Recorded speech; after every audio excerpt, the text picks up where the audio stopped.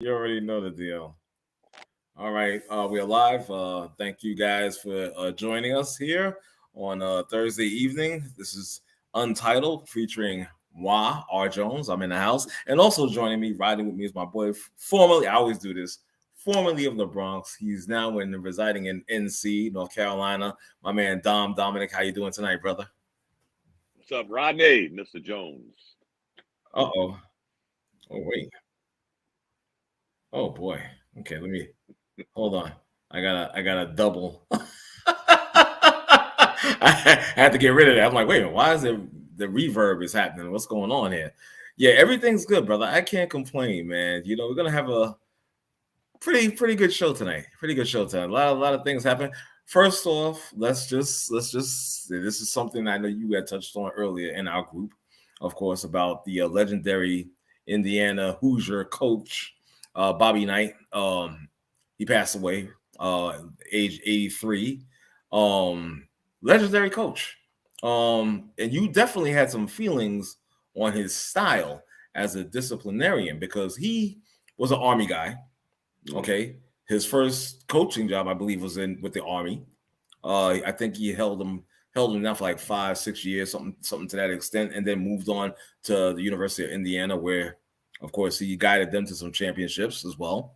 And again, known not just for his basketball, dare I say, brilliance in the coaching realm, but also for some stuff. It's a little off the hook. Right. A little off the hook. The one moment I remember specifically was the throwing of the chair. I can't get that out of my mind. I'm like, who is this Raven maniac? I mean, it reminds me of me in a way, but that's weird. Yeah, it kind of reminds me of me. I'm like, oh, I like this guy in a way. He's kind of crazy, but I know you had definitely mentioned something. I would love for you to mention to the audience. Your feelings and what's. I'll give a part of it away. What's kind of missed and needed. So with that being said, I'll let you go on about Bobby Knight. Mm-hmm. Again, when you talk about Bobby Knight, you got to always think of the two sides of Bobby Knight. Right. That side and the brilliance of his coaching. Right. But right. Again, if you look at, forgive me for saying this, if you look at where we're at today in our society with the lack of said discipline. Now, remember, as I stated in the blog, in the group, he not only coached Army, he served in the Army. Right. So he had that Army background, that leadership, that discipline, that mentality to begin with. For sure. Then he coached Army. And again, you said it better than me, when you saw him throw the chair, you was like, oh, man, that's a little of me. And I think that's what, other than me serving in the Army, I think that's the things he did. I used to always say, I can see myself doing that. I was 17 years old. My summer job used to be coaching the PAL baseball. Right. And I remember a bad call. I grabbed the base and I threw it over the fence. It kicked me out the game. My team won, but they kicked me out. Right, exactly. Dumb stuff like that because your emotions. And again, those that want to get into, the negative, and we can do that with everybody. Jim Brown. We can. The legendary Jim Brown, all of his off the field issues. Right. The list goes on and on. I'd rather just say, you know what, he was a great coach. You heard the story about when he went to Chicago to recruit Isaiah. Isaiah's brother comes out. What do I get out the deal? If you ever hear the stories Isaiah tells about his mother and her sister, they were gangsters. Right. His mother and her sister were gangsters. Right. She told her son, you need to get out of here. Right. Rumor has it, Bobby Knight wasn't scared. He was like, no, I'm here to talk to this kid. I don't care where it's at. Because, Isaiah grew up in Cabrini Green, the dark side of Chicago. You think it's dark now. I mean, but that's what I always liked about. I mean, come on. He's still, if I'm not mistaken, I know it's true. He still coached the last undefeated team. Yeah, exactly. In college. I mean, exactly. That's got to speak for itself. That says something about his ability. Without an injury to Scott May, they probably would have won back-to-back. They probably would have. So I'd rather just say, the guy, give him his flowers. He was a great coach. Yeah, he did some bizarre stuff, the grabbing of the kids, some of the stuff he said. And people crack me up, though. I'll say this and stop. Okay. how he acted in his interviews at times. Right. Well, you know what? Greg Popovich is the same way. He may not be as with that No. demeanor. Bobby Right. Knight just had a demeanor that made you say, you know what, maybe I'll just pass on asking this clown a question. He's gonna come off crazy. Exactly. Where Exactly. Popovich uses that and then comes back with a snide ass comment. But that's just Greg Popovich. You remember, he's the reason they only ask 2 questions now when they go to the coaches during the different quarters. That's it. He's the reason they only ask 2 questions. Right. Good. Because he let them know, I'm only answering 2 questions. That's it.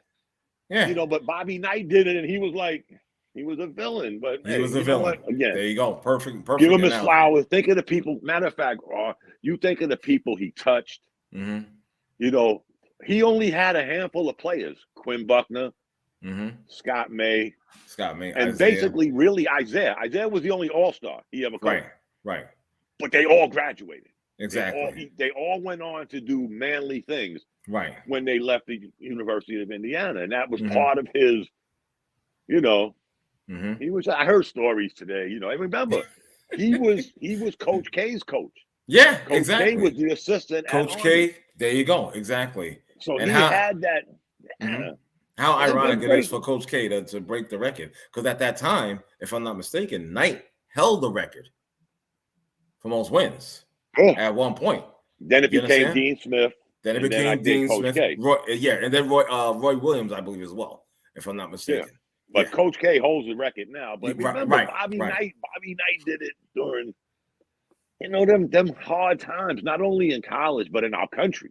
1970 something, or how many, forgive me for saying this, folks, how many black young kids from the inner city would go into a university like Indiana?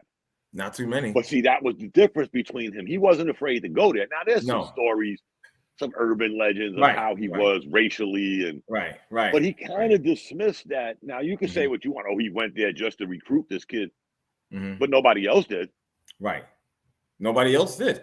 The Dean Smiths didn't go. Dean Smith Dean Smith went to the backwoods of North Carolina and got, Jordan. Matter of fact, we pay homage to our man that just died today, Walter Davis. Yes. Another one. These are all Carolina kids. Places like Carolina back then, they was picking from the tree of North Carolina. James Worthy, Michael Jordan.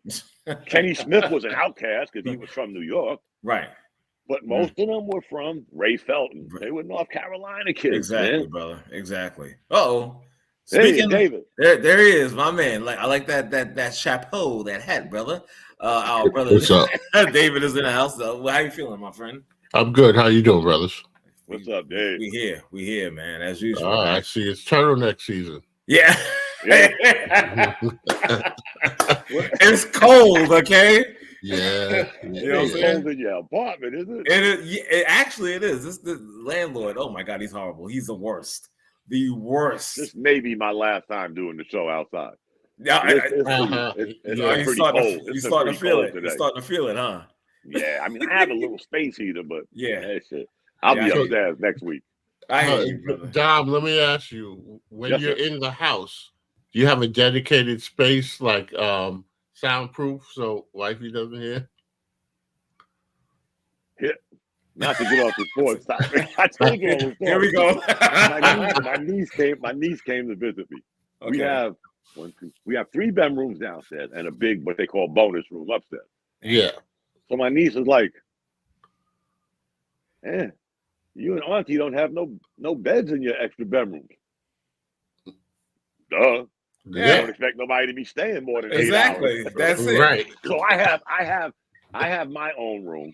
She has her own room. And then I would normally, if I would do this, I'll go upstairs, in my little sports room. And it's a big room, though. I mean, it's like a guest room now. Yeah. Wow. Okay. But I use it for like this. I'll be up there next week because the temperature. Yeah. Well, next week it might be warmer. It's supposed to be you never know. Week. You never know. Exactly. Yeah, true. You never Crazy know. Carolina, man. That's it, brother. Yeah. So David, as I don't know if you heard, we was just talking about the legendary, Bobby Knight passing away at 83. Yeah.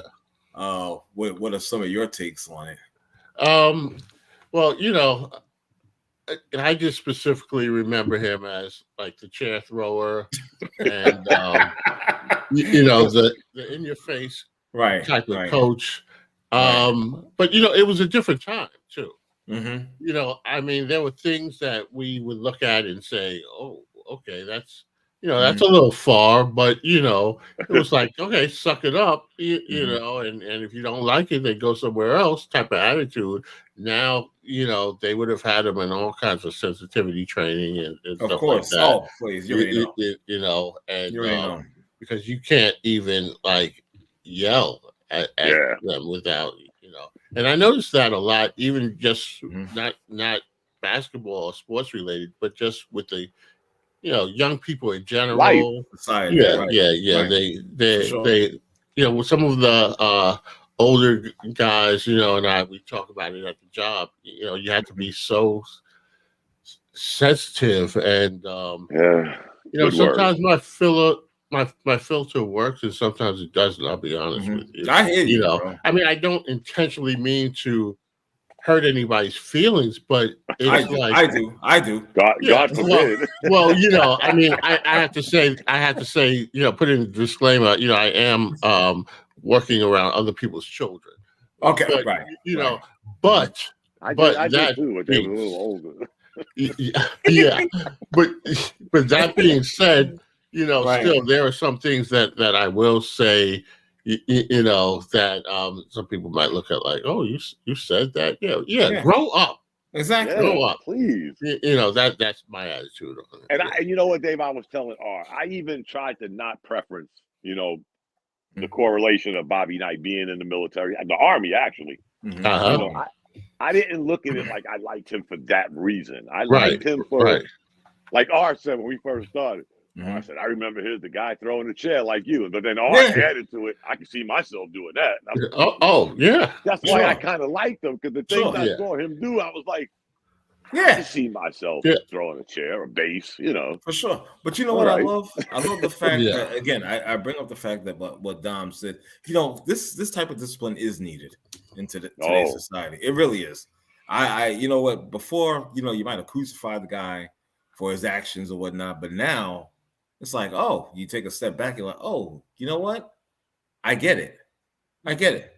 Oh, It's yeah. definitely needed. and Yeah, go not to ahead, cut Dom. you off, our No, go Dave ahead. is the perfect person to Mhm.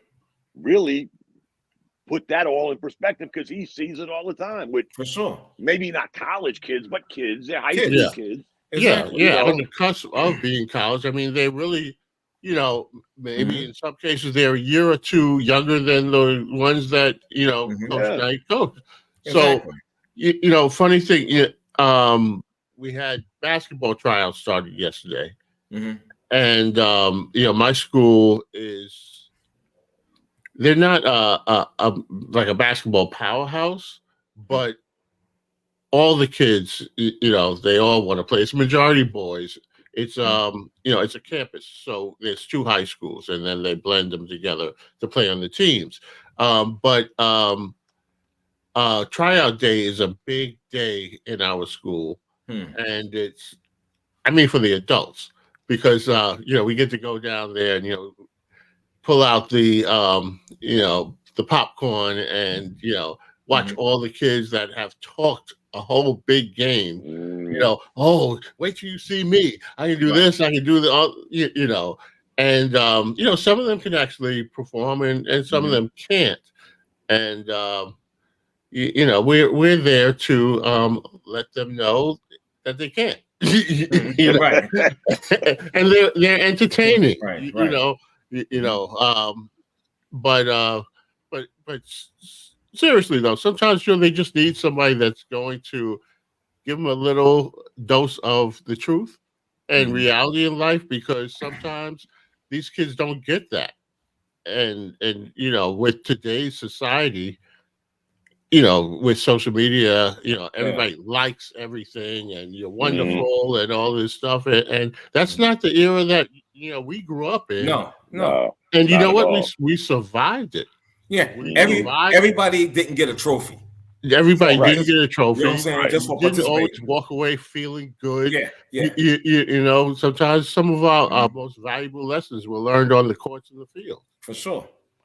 Make I no remember, mistake. like I was telling, I remember when I was a PAL manager for baseball. Mhm. You know, and you had the parents, they would tell their kids, oh, remember, it's not whether you win or lose, it's how you play the Whatever. game.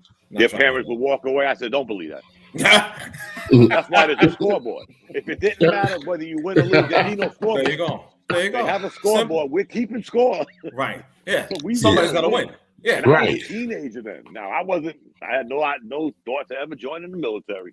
I Mhm. was a teenager, but I always thought, who was the one that said it? Was it Herm Edwards? You play to win the game. Yeah, that's her. You play Exactly. to win. I You mean, play to win. You want to teach kids. I mean, there's nothing wrong with, it's not whether you win or lose. But come on, man. Yeah. Show me a sport where there's not a scoreboard. Exactly. Yeah, right. Somebody's got to win. Somebody's got to lose. Listen. Exactly. Enough with And this. teach enough people with how this to sippy deal cup. with adversity. Yeah. The whole sippy cup philosophy. Get that crap out of there. Tomorrow. Yeah, I know. Yeah, exactly. tomorrow. Yeah, I'm I know. so excited. They got new floors and everything. Bro. I hope the Knicks lose tomorrow. You know it's one and done, right? Oh, What's that? oh yeah. You're Oh, gone. yeah. Good. So Yeah, one, right. I one hope and the Knicks done. lose tomorrow night. Yeah, one and done. First time I'm gonna root against my team. That's who are they playing, by the way? Do you know? Milwaukee, right? Oh, Milwaukee. Milwaukee. Oh yeah, they're gonna Okay. lose. They're gonna lose that game. Yeah. Dane's gonna torch I'm them for happy. about 40. One and done. Yeah, one and done. Good. Yeah. And the winner gets $500,000 per man. Dude, that's another thing. So what? Have you seen these contracts lately? Yeah. Who cares? Now remember, Okay, go it's ahead. not whether you win or lose, but I'm gonna give you $500,000 if you win and Right. $250 if you lose. Exactly. Right, What right. the Okay. fuck? Well, I can go out there and lose. Hell yeah. Give me my 250,000. Yeah, exactly. I'll take Per it. man. Yeah, per man. Per Exactly. man. Yeah. I'm like, so yeah, that whole philosophy, it's a bunch of malarkey to me. It always has been, always will be. I'm not trying to hear that. It's like, oh, everybody's got to be rewarded and this and that. Listen, No. I'm not defending Knight and his actions or whatnot. Some of the Right. stuff he did was over the top. I Yeah. get that. We're gonna throw it out there. That's for sure. Yeah. But Hello. honestly, hey, what's Hey, up, brother Ronan? Ronan? What's going on, man? How you doing, man? Hey, what's up, everybody?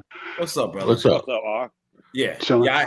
I know Ronan has said that he doesn't really care for Bobby, and that's understandable. I was just about to get into Yeah. that. Like again, I'm not defending his actions, but at the same time, brother and brothers, yo, you need to discipline these kids. You know what I'm saying? I'm not, these sports players or whatnot. They need discipline because it's the same route as these teenagers today that don't play sports, that are not professional players. It's the same realm. They go without discipline, and you see what they become. Yeah. And You let's see be what they honest, become. guys. We're all from the inner city. One of the biggest stories you ever hear in the inner city is, oh, Dave didn't have a father, a role model. He only knew drug dealers. Mhm. Right. Really? Come on. I mean, but now you got somebody that wants to put foot in ass. May help that kid that didn't have Mhm. a Dave or an R Maybe in his not. life. Right. Right. And we're gonna look at him like he's a monster. He might save some kid's life. I mean, He might. who knows? Yeah. Could be Yeah. worse. Yeah, Exactly. and I agree. And I saw what Ronan posted. You know, I'll be honest with you. I wasn't a fan of his Right. back in the Me day. neither. Right. But you know, I also see, you know, maybe he was extreme. He was extreme version of it. But I think that there was a purpose, and it seems like the players who played for him, you know, they spoke highly of it. Right. You know, so the tactics, the methods, it definitely wouldn't fly today, and I No. understand why. And I don't want to even give the imply that I don't care about people, Right. you know, and young people. I definitely do, and Right. and I definitely care about how they feel about things. Mhm. You know, and I can be very you know, empathetic. So I don't want to come across as someone who just, you know, takes pleasure out of, you know, Mhm. crushing kids. That's totally the opposite from me. But sometimes they need a balance. Sometimes they need a dose of reality, and because the world, like I tell these kids, I said I love you, but the world doesn't. Right. And the sooner you learn that, because I Right. think one of the mistakes that we do is that we overcompensate a lot of times for these kids because of the fact that, particularly young Black men, the world doesn't love them, and so sometimes we go too far the other way, and then they don't respect it, because when you have to then discipline them, they're like, well, you can't talk to me that way, and but because honestly, these kids, some of these kids today, the way they talk to the adults, they talk like they don't love us either. Then there's that.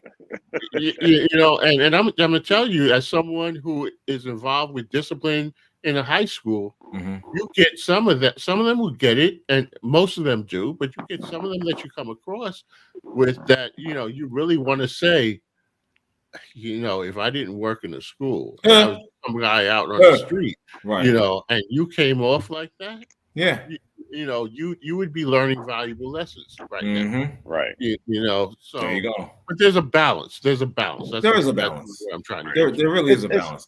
It's like when I went to DI school and my 3 years on the trail, it was the time they implemented the raise your hand if you don't want to be here. Right. Yes. But they would get off the bus and we would say, everybody makes mistakes. Before we did all the rah-rah, everybody makes mistakes. If you made a mistake, raise your hand, fall out to your right. We're going to get you home within 2 weeks. And at first I thought of it like, man, again, we're pandering these kids. We're pampering them. You decided to do this, not us. We didn't come get you. There's no draft. Right. But then it kicked into me that, you know what? We would have probably spent countless hours on these individuals that didn't want to be here. Yeah. Sooner or later, we were going to get rid of them. Right. And Dave might have missed out on something he could have learned during the time I was pandering and babying this son of a bitch. Yeah. That ended up going home anyway. So to cut their losses early and financial, we didn't invest no money. We would tell them, hey, sorry we flew you here, but you're going home via Greyhound. Right. Right. Not saying that was their punishment, but right. You ain't flying. You ain't flying home. Yeah. Okay, we spent enough money to get you here. So, but at that time, I'm thinking like, God damn, we're babying people coming to basic. Yeah. But exactly. you know what? At the end of the day, it was a big benefit, But Dom, I tell you, and I remember that. I remember, leaving from Fort Hamilton, going to the airport, and they had, the New York kids, the Jersey kids, and the Philly kids, and we all flew into St. Louis, and then took the buses to Fort Leonard Wood. And when the next day, when we came to this huge room, and they stood up there and they asked that question. And there were a couple of guys that raised their hand. Most of us didn't. Also because a lot of us felt like, I can't cop out. You felt a certain type of way about it. But I did understand that, because one thing that they also realized is that recruiters sold a lot of dreams. Right? Yeah. Oh yeah. A lot. And if I can just tell you real quick, I know this is not sports related, but how I got into it was because I'm walking down the street, run into one of my best friends, say, yeah, what you getting to? He said, I'm waiting for the recruiter. And so I said, all right, well, I'll ride with you. And I didn't have anything. I'm 19 years old, had nothing going on, was going in the wrong direction. I mean, not legally, but just didn't have anything going on. So I went with him, and the recruiter became very enamored with me. My boy, he had a GED. I had a high school diploma. There was some delays with him. I took, we took that test, military, the exam that they give. I scored very high on it. Yeah, and ASVAB. scored very high on it, and now the recruiter started focusing all his energy on me. Right. He told me, my boy, that, oh, well, we'll put you in on the buddy system. And you both are going to go together, and you're going to go through the whole process together. So that's what we're waiting for. Well, I was the only one on the bus, and my boy never wound up going. Wow. And I'm waiting like he's going to meet me here and stuff like that. I never saw him again until I got back home. Wow. So in that case, I was kind of like sold a dream that wasn't real, and they understood that on the other side. But I decided to stick with it, as long as I could. But it really wasn't. And a lot of times people go into it for the wrong reasons. I went into it. I sure as hell didn't want to go fight anybody. No, but I felt like this was a way, and it is an opportunity for many people. Dom is an example of someone who benefited greatly from it. For sure. And that's the weirdest thing, Dave, is I always think of this as, of course, I'm a lot older now, but even when I was doing it, like I'm thinking, I was the guy getting off the bus. Now I'm the guy waiting for them to get off the bus. That shit was. Yeah. I mean, we all, to wear that patch and that hat, you gotta have an ego, guys. Right. Yeah. Your ego is like, I already had a big enough ego. Yeah. But your ego just goes crazy when you put that hat on. Oh, I used to come back to reality and think, man, that was me getting off that bus. Yeah. Exactly. That's some shit. And now 5-6 years later, I'm standing here yelling at them. This is weird. This is really weird. It's amazing. But I will say this, guys, and then we'll. Yeah. It was the greatest thing I ever did, and I've done some really good shit in the military. But that was nothing in life to me ever will. I hear you. You know what? One thing I used to tell people in privates, and I'll stop is. Enjoy this. I know that sounds weird because we're going to do a lot of, but enjoy this because you're going to do things in the Army 101 times, over and over and over. Yeah, There's one thing in the military you will never do again. That's this basic training. Fort Benning, Georgia. Yep. You will never do this shit again. Yeah. No. Have fun. Have fun. I know. And you know what? Some of the kids were like, yeah. And some of them were like, "This motherfucker's out of his mind," Yeah. But it was that's what it was. Dave. I must have been absolutely. It must have been fantastic. You'll never do that again. Drill sergeants get a bad rap because I learned. Oh man, I learned that these guys really they benefit by us doing well. Right. So but they have to tear you down to build you back up. Exactly. And I realized the game, and I don't want to delay, but funny story, real quick. I was in the fall of 1985. Okay. And so I'm in basic training, and like about halfway through, and at some point, I remember I washed my uniform. My fatigues. I washed them and I had them in the dryer, and they, we had to run outside, for PT and everything, and I just threw on damp clothes, and now I'm in Missouri in the fall. Temperatures dropped. I'm out there working out in these damn clothes. Wound up catching strep throat. Wow. Didn't know. So every day, I would go down to, the drill sergeants in the morning and say, I don't feel well. My throat is bothering me. So, they made the obligatory throat jokes. Right. And, I'm like really like not doing well. So then finally I went down there and they're like, no, they rushed me to the hospital. Right. So I watched the playoffs, baseball playoffs, 85 playoffs from my hospital bed. Wow. To get back to my unit.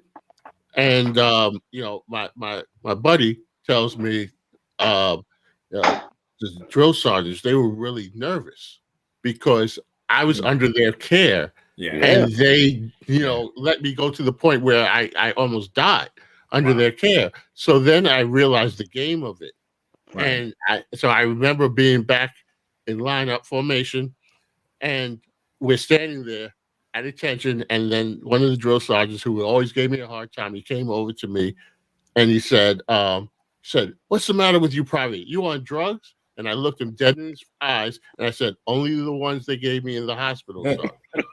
And he looked back at me like, "You bastard!" I know. Yeah. And I looked back at him and gave him a smile because I understood the game at that point, Right. and realized that the power dynamic had flipped. Right. But after that, I had the best experience because now I was no longer afraid of them and understood that they really cared. Right. Exactly. And it And changed remember, my Dave, whole experience. after 6 weeks, unless you're brain dead. Yeah. After 6 weeks, you start seeing a trend. Yeah, the change. You start seeing the change. We're not there 12, 14 hours. Exactly. Let me tell you. And remember, there's guys, unlike me, because I stood in forever. Right. For some of them drill sergeants, that's the most people they ever were in charge of. Oh, in yeah. the military. Oh, yeah, for sure. Where I went on to be, Right. Let me tell you my little quick story. It's so funny about the whole tear you down and build you back up thing. Oh. When I first got there, being from New York and I'm in South Carolina. Oh, boy. Oh, you a remember city. You guys. You a city. You a city boy. You a city boy. Right there. The target was on my back. Yes. It's like anything anything I did. It got to a point where it was like, Jones, I just got down and started doing push-ups. Yeah. I was like this. I said, again? I said, oh, come on. And he started laughing. I became like a jokester when I was like, God damn, again? Like, come on, man. Ridiculous. Oh, by the way, Reggie is with us. His mic is live as well. One more thing. The funniest thing is I'm from New York. And sooner or later, you guys, you two knucklehead privates, somehow, some way, y'all found out, where the drill sergeants are from. Right. So now you get they act like you can't. That motherfucker from New York too. Like I'm going to give you a pass. Right. We're from the Bronx. Exactly. I'm going to show you the Bronx. Yeah, guys. Was I think back now, and it's been years. Yeah. Greatest thing I ever did. Good times. Good times. Oh, good times. Yeah. Well. Damn, we reached unhinged already? Huh? Oh. This is slightly detached. It's not unhinged yet. It's not unhinged yet. Not yet. What somehow discipline? What did we start with? We started with Bobby Knight, and we wound up talking about the military. Hold on. Oh, okay. Before you get started, Reggie, let me get back to Ronan if he's still. I think he's still here. Yeah, I want to know. You had mentioned in our private chat that you was not a fan. You didn't like Bobby Knight. I want you to be specific. What didn't you like about him? Because someone like Bobby Knight, like I played for football coaches like that. I ain't like that shit. Okay. Like all that grabbing your face mask and yelling and all that bullshit. I didn't like that. That's wrong. That's okay. The physicality part is wrong. Okay. Right. But I understand, like when y'all coming from a military background and stuff like that. For me, my aunts, they was in the Nation of Islam. My mom, my father, my uncles, they were all supporters of Malcolm X.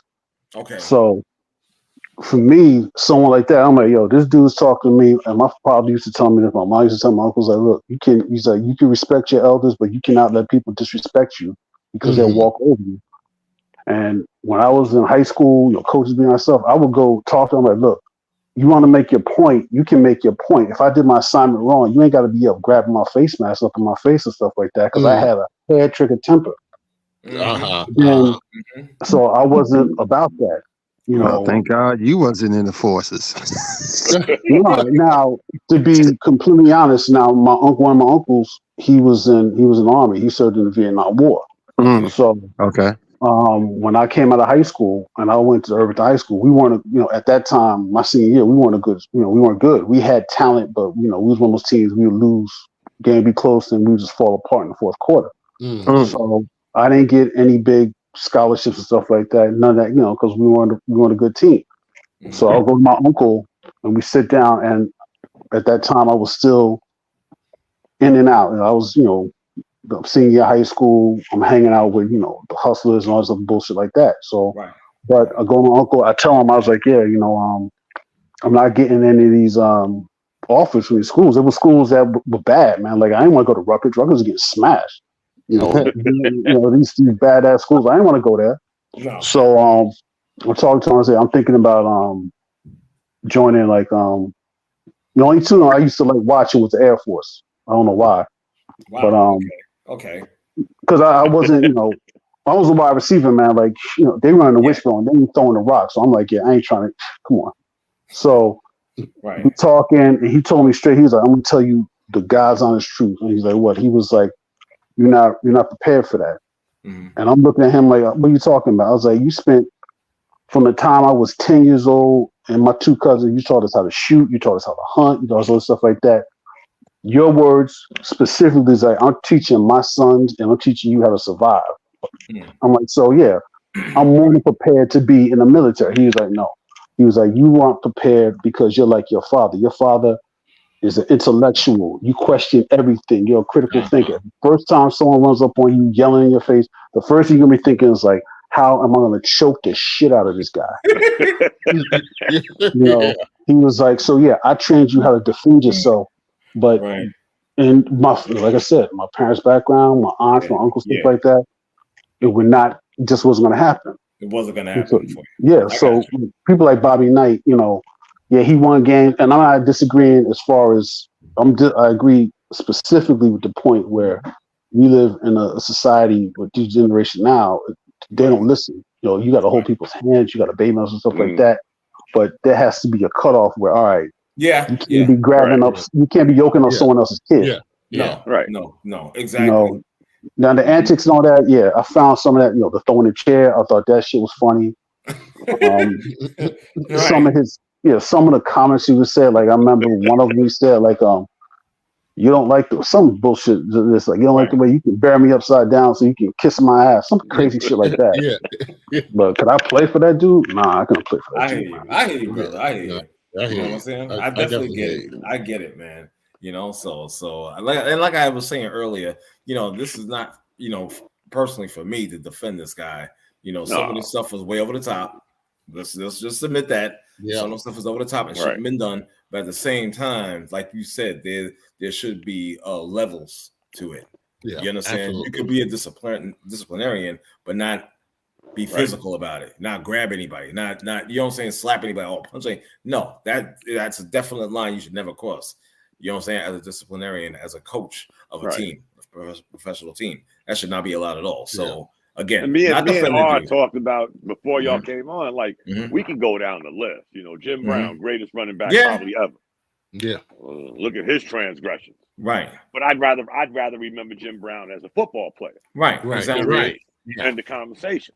There you go. Whatever he did in his life, he had to pay for that over and over again. Just like Bobby Knight, he had to pay for it. He had to pay for it. Exactly. I'd rather remember R and Dave as, in the paint, unhinged, acting stupid. So whatever y'all do outside of this, I'm still gonna love you. I mean, thank you, brother. We love you as well, brother, man. Oh, my man Reg came back. He disappeared for a hot minute, but now he's bowling. Back. I don't think he's bowling. I don't hear no pins in the background. I don't hear no pins. It was a better night tonight. It was a better night. Okay. We lost, but I bowled better. He came back. All now, right.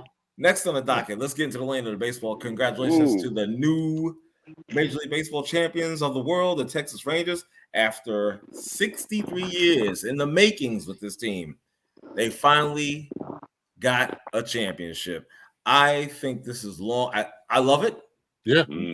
That's not my team, but I love it for them. Right. However, is it me or is this long overdue? And when I say that, because I've seen the players they had over the years. I think of Juan Gonzalez. I think of Rafael Palmeiro. I think of give me some other guys that was on Josh Hamilton. A-Rod. Thank you, John. A-Rod, exactly. Yeah. Let's go back. Nolan Ryan. I think of all these players we just mentioned and whatnot. You had the firepower, and there's other guys too on those teams that I don't remember, but I'm sure that they were Pudge pretty. Rodriguez. Thank you. Ivan Rodriguez. Kenny Rodriguez. Ruben Sierra. Yeah. With Rogers, that, when they had pitching, they didn't have hitting. When they had hitting, they didn't have pitching. Yeah, exactly. That's true. That's true. Okay. Would you say that this year is kind of similar or not really? I mean, I would say probably not really because I think this year they they got what they paid for. Remember, most of the guys they signed last year. Right. So the accumulation of keeping them together, especially today's days in sports, almost impossible. But the weird thing is, guys, and I'm still trying to wrap my head around this. Who the hell ever went 11-0 on the road? Yeah, that's the one for me. Yeah. That's the one for me. It leaves us to my did you know question. Did you know there is only one team in the American League that has not won a World Series? Who are they? Tampa Bay hasn't.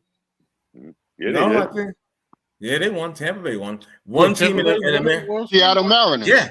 The Seattle Mariners. Yeah. Oh, I could have sworn. When did Tampa Bay win the World Series? Oh, wow. Look it up. But Seattle's the only team. I don't know if there's one in the National League, so it might be.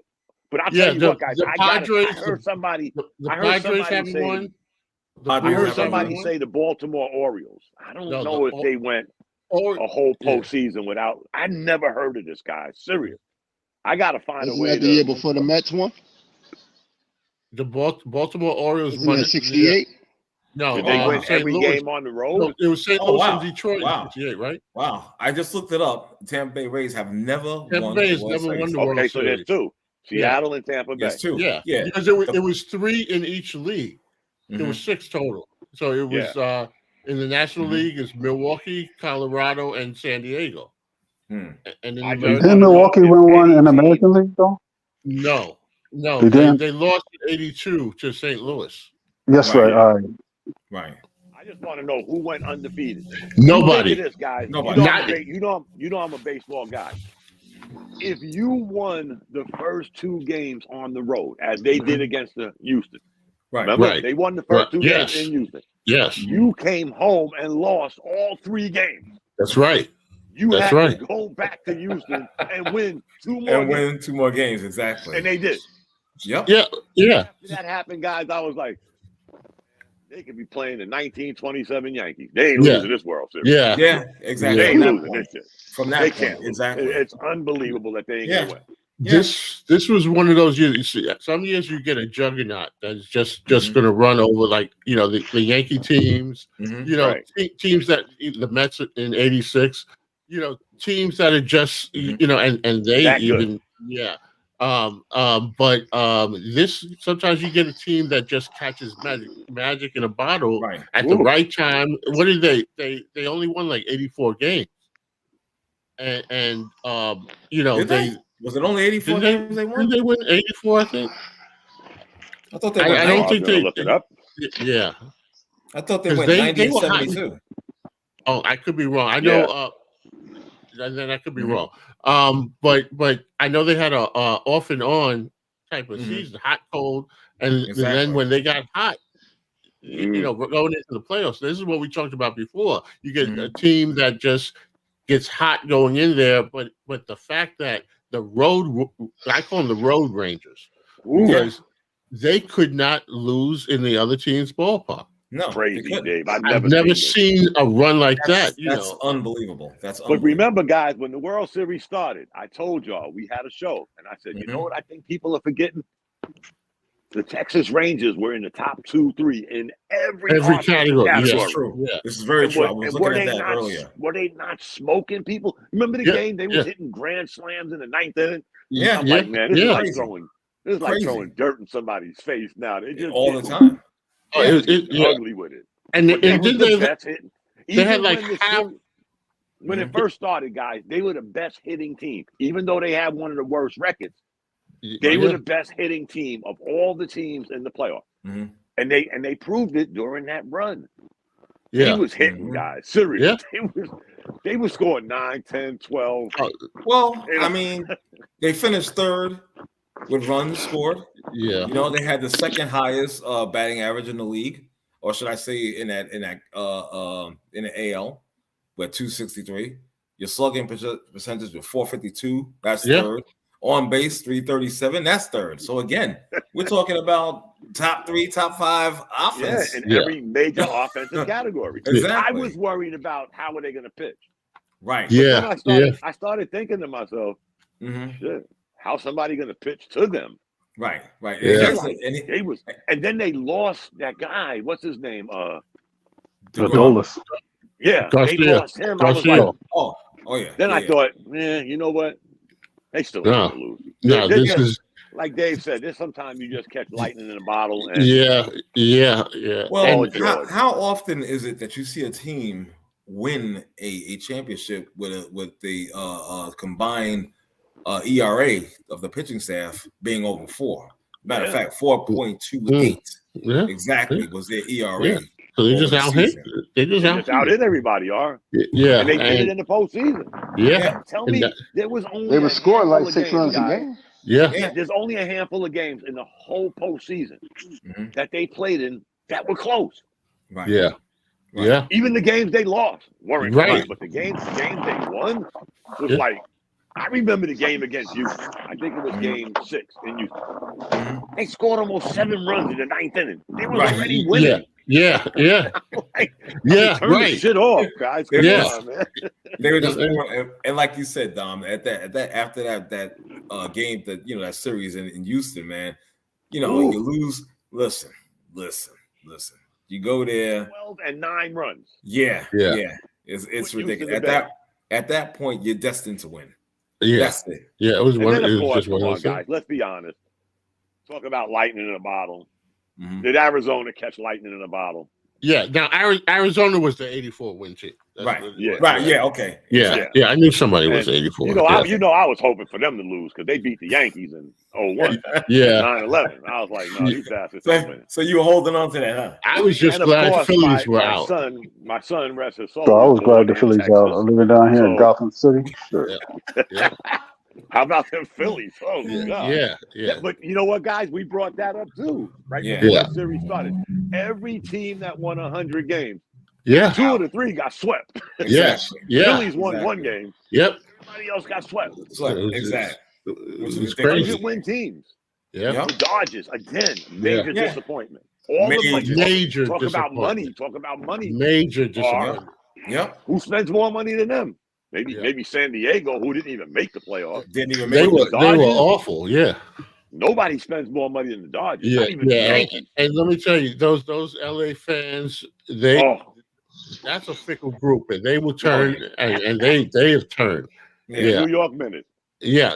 Exactly. 100%. 102 wins, and they got swept.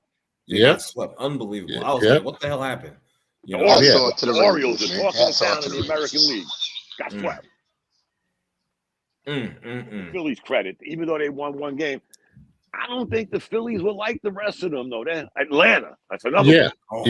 You know.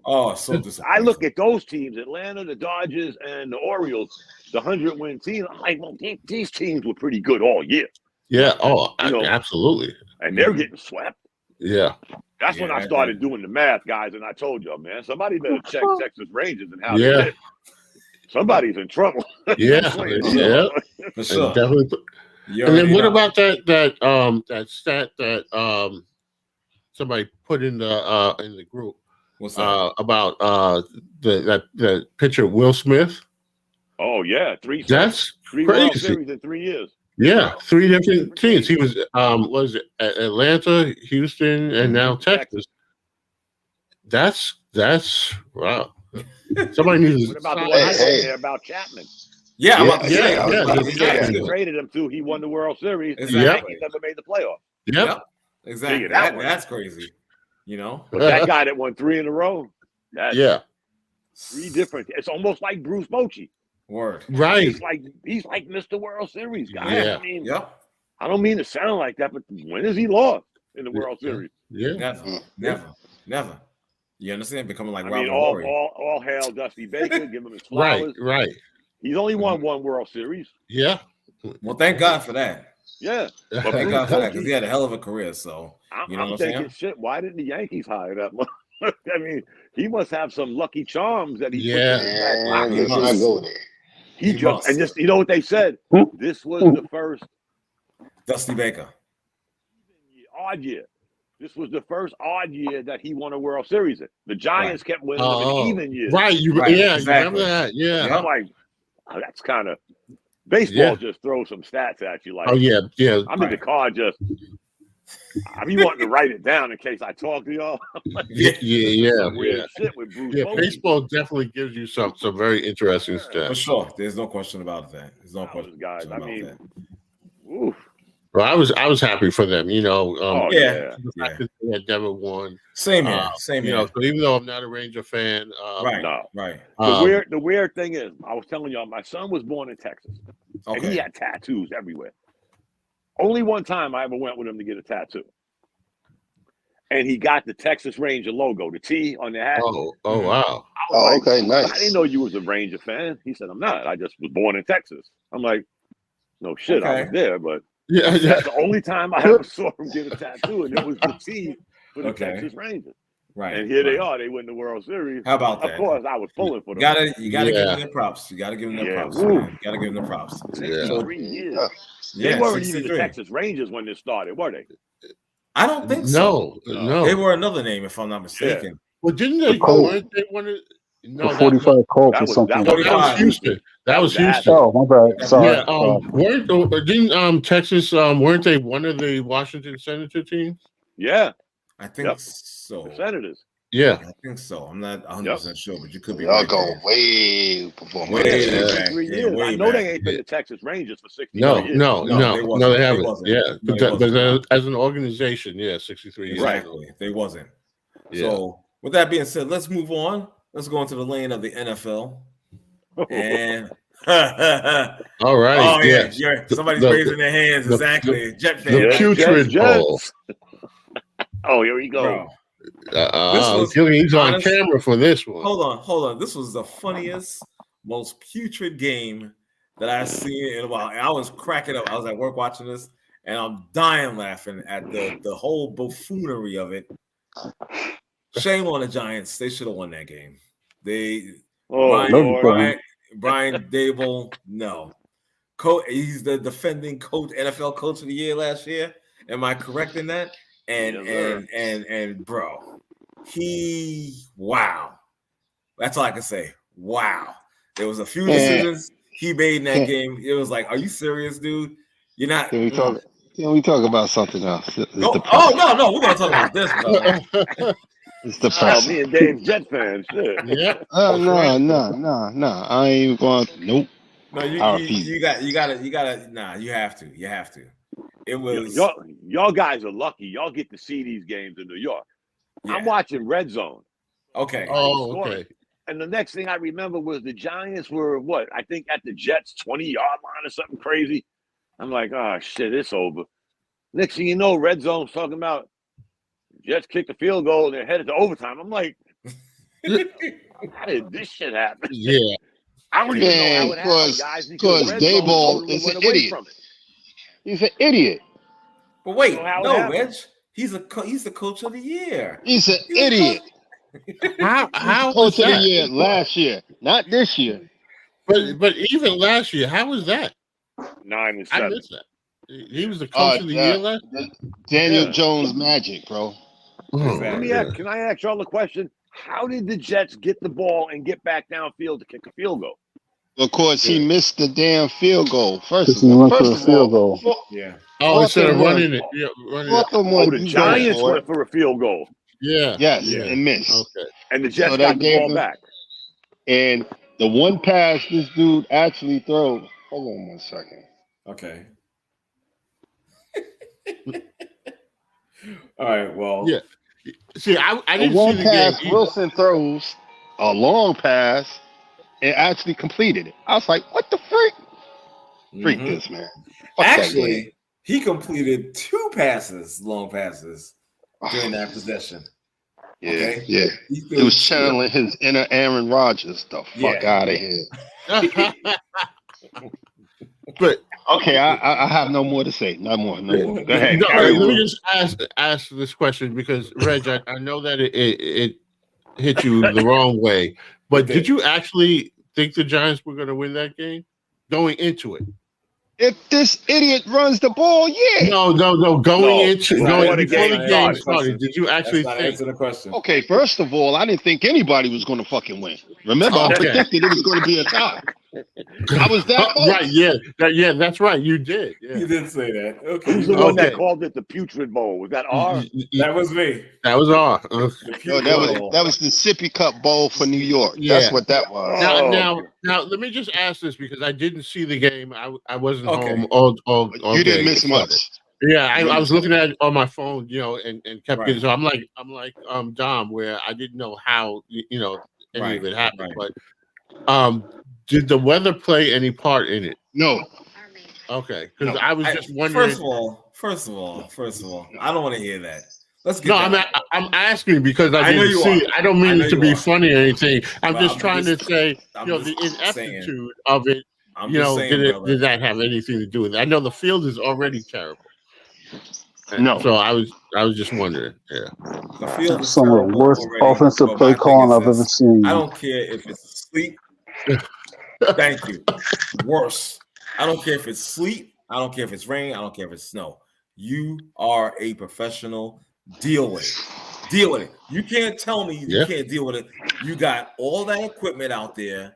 Listen, accessories and everything. I'm not going for it. I'm sorry. Maybe Ronan might feel differently because he's actually played the game. But again, you can't give me an excuse. Oh, it's the weather. No. If it's that bad, you guys be playing indoors. I'm not trying to hear that. I ain't trying to hear that. What are they, the Minnesota Vikings? I'm just I saying. don't think the weather was that bad. I mean, I seen years ago. I remember I watched the only game I remember where the rain was like a super ridiculous factor. This is a long time ago. This was they used to show this game on NFL Films. This is like probably like the late '80s, early '90s. Buccaneers played the Chiefs down in Tampa. In Tampa. It was a deluge, man. I mean, like a deluge. Yeah. It was like 3-0. The Mud Bowl. Okay. Yeah, but that wasn't the case Sunday, man. That's just that's just bad. That's I mean, just two bad teams. It was bad. Yeah, man. The Giants. Bad play calling, bad execution, and speaking, I'm sorry, Ronan, but it was the coach, man. Speaking of, and you know what, you're right, Rich, because again, and on both sides, actually, believe it or not, the penalties that were being rung up, and I mean stupid shit at that. Which made no sense. I was like, "What?" Let me ask you, Ark, because you brought it up, and I think it's something to also talk about. Is I feel like I watched football from when I was a little kid. These players today, are they just less disciplined? Because I'm seeing more, and I'm not talking about the new type of penalties to protect the quarterback and stuff that they put in there. I'm just talking about offside. These kind of dumb mental mistakes, and I feel like I don't recall these guys being that penalized. And, what is it? These players are just less disciplined, or what is it? I think it is. Yeah, I think it is. Undisciplined, and that kind of reflects on the coaching as well, which is why I have put out and to be honest. I'm sorry, guys. I like the Jets too. I'm not really a Giant fan like that, but I like the Jets. However, I don't really think this guy is the guy. I gotta say it. I don't think Sal is the guy. I've tried. I've looked, and I'm just not getting it. I'm not getting it. I'm not getting that same feeling of being optimistic for you guys when he first came here to New York from San Fran. And I just don't see it, man. Okay. Especially in light of this last game, because again, I saw a bunch of undisciplined penalties, which I attribute to coaching. You're the head coach. Hold on. What am I holding on to? What am I holding on to? See, I'm not a Jet fan, but I'm going to I'm going to defend Salah because number one, this is interesting. He is not an offensive coach. Let's start there. No, he's not. He's on the defensive side of the ball, and their defense is playing lights out. So he's head coach. He's the head coach. He's over. He should be overall. He's head coach. Listen. So you going to tell me you want a defensive coach calling offensive plays? He's head coach. This guy here, bro. I trying to help Tell me wrong. Tell me wrong. He's head coach. I think he's been getting some serious. I don't want to say get out of jail free card, but. Because the defense is so good, Yeah. Yes. Yeah. Okay, So so sort of like you said, we kind of sort of think, you know what, he was Reg, he's a defensive coordinator. Well, so was Ryan, remember? Yep. okay, And the Jets but never had an offense. And so are we having this conversation if Aaron Rodgers is the quarterback? no, because we're Maybe probably not. Maybe not. Exactly. So But you can't put it on the coach, bro. You gotta. I am gonna put on the coach. I am You gonna gotta put on the end up. coach. You have an I am gonna NFL put on the coach. quarterback. You Listen, can't. I am gonna. What do you mean I can't? I just did. but You can't. when you look at, let me can I say this about the Jets? Please. Like I've seen them play at least 3 times, 4 times this year. Mhm. And I think I said something in the group is that with Zach Wilson, with solid, not so much solid, the offense coordinator, you gotta tell your offense. All right, you know what your offense is with Aaron Rodgers. You got to tell your offense to what he does well. So, like one of the things the Giants are getting mad penetration on the Jets. They should have been moving the pocket because he's have him on the move and let him throw the ball. Mhm. You got to craft your offense. You can't run the offense the way if Aaron Rodgers is doing the same thing. Right. And what the Jets did, and they play that style of football. What they're doing right now, what the Steelers do that shit all the time. I call it life or death football, where the Steelers could put up 500 yards offense, have 5 turnovers, and win by 3 points. Mm. You can't. That's not sustainable. You're always in these close games, and all it takes is one bad bounce here, this, and that, and it happens to the Giants for one bad Miami to decision. me.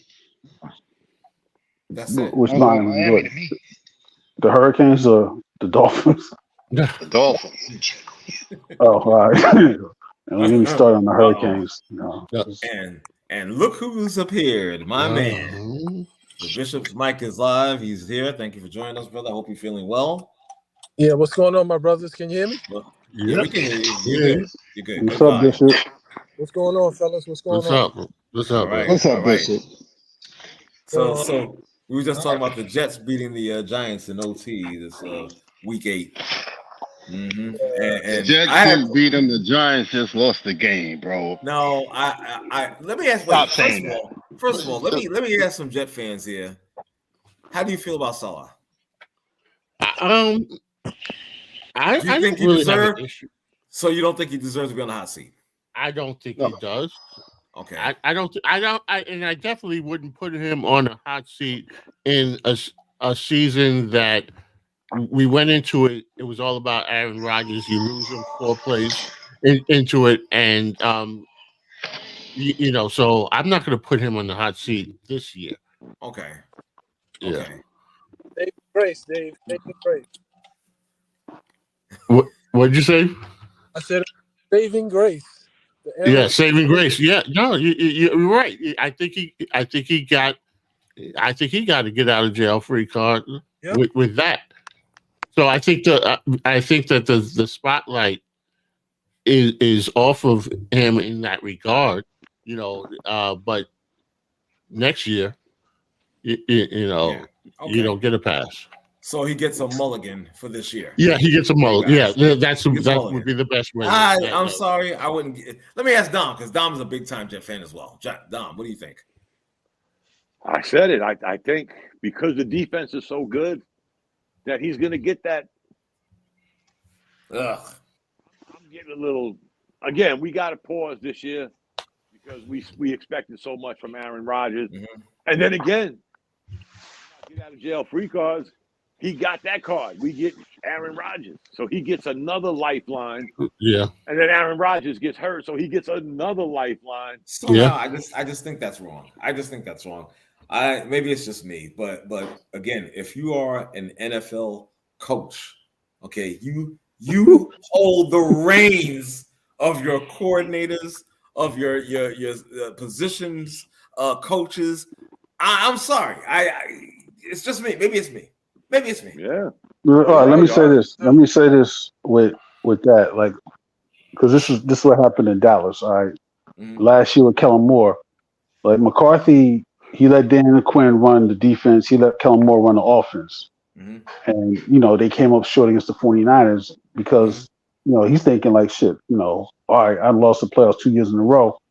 I need to do something about this. I need to take control of the offense, and he let him go. Now with Salah, that's a different situation because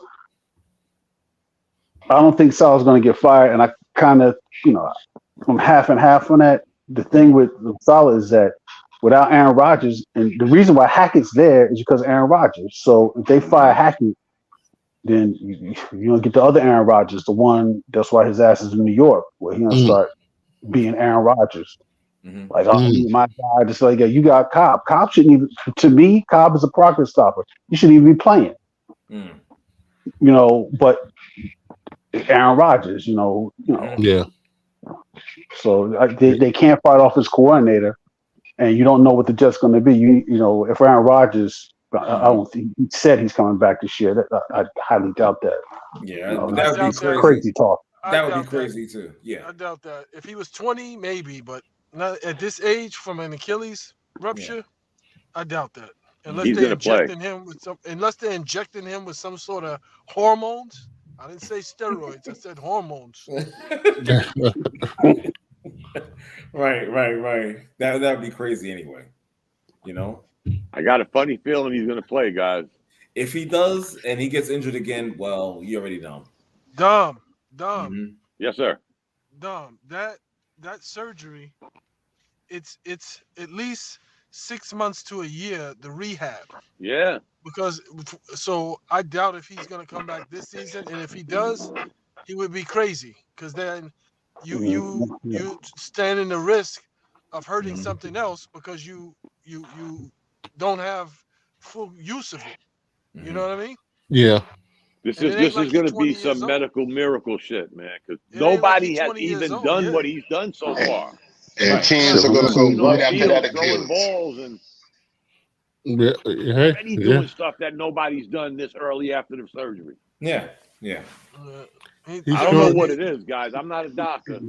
Unless he's one of the X-Men. Unless he's Wolverine. Are they testing him for coke? They're not testing him for coke, are they, right? He's going to be the Magic Johnson of ACLs. Oh, Jesus. Okay. We'll see about that. Crazy. Well, let's do some more moving on, shall we? Let's get this going. The NFL deadline just happened this past week.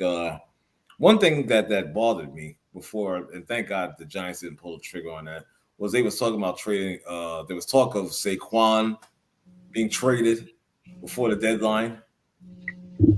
I don't know how you guys feel about that. Even though it didn't happen, but I was like, I said they're just throwing away the season at that point. They're trying to draft picks and whatnot for Saquon. Would they have gotten a fair take for him anyway, considering his injury history? Yeah. Until they get a quarterback, the Giants can't be taken seriously. Until they get a quarterback, the Giants cannot be taken seriously. So. Yeah. How old is Saquon now? What's that again? How old is Saquon now?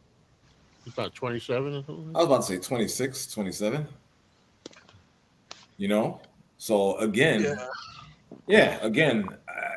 if they did, what kind of haul would they have brought in? You know what I'm saying? First of all, like, why would you get rid of him?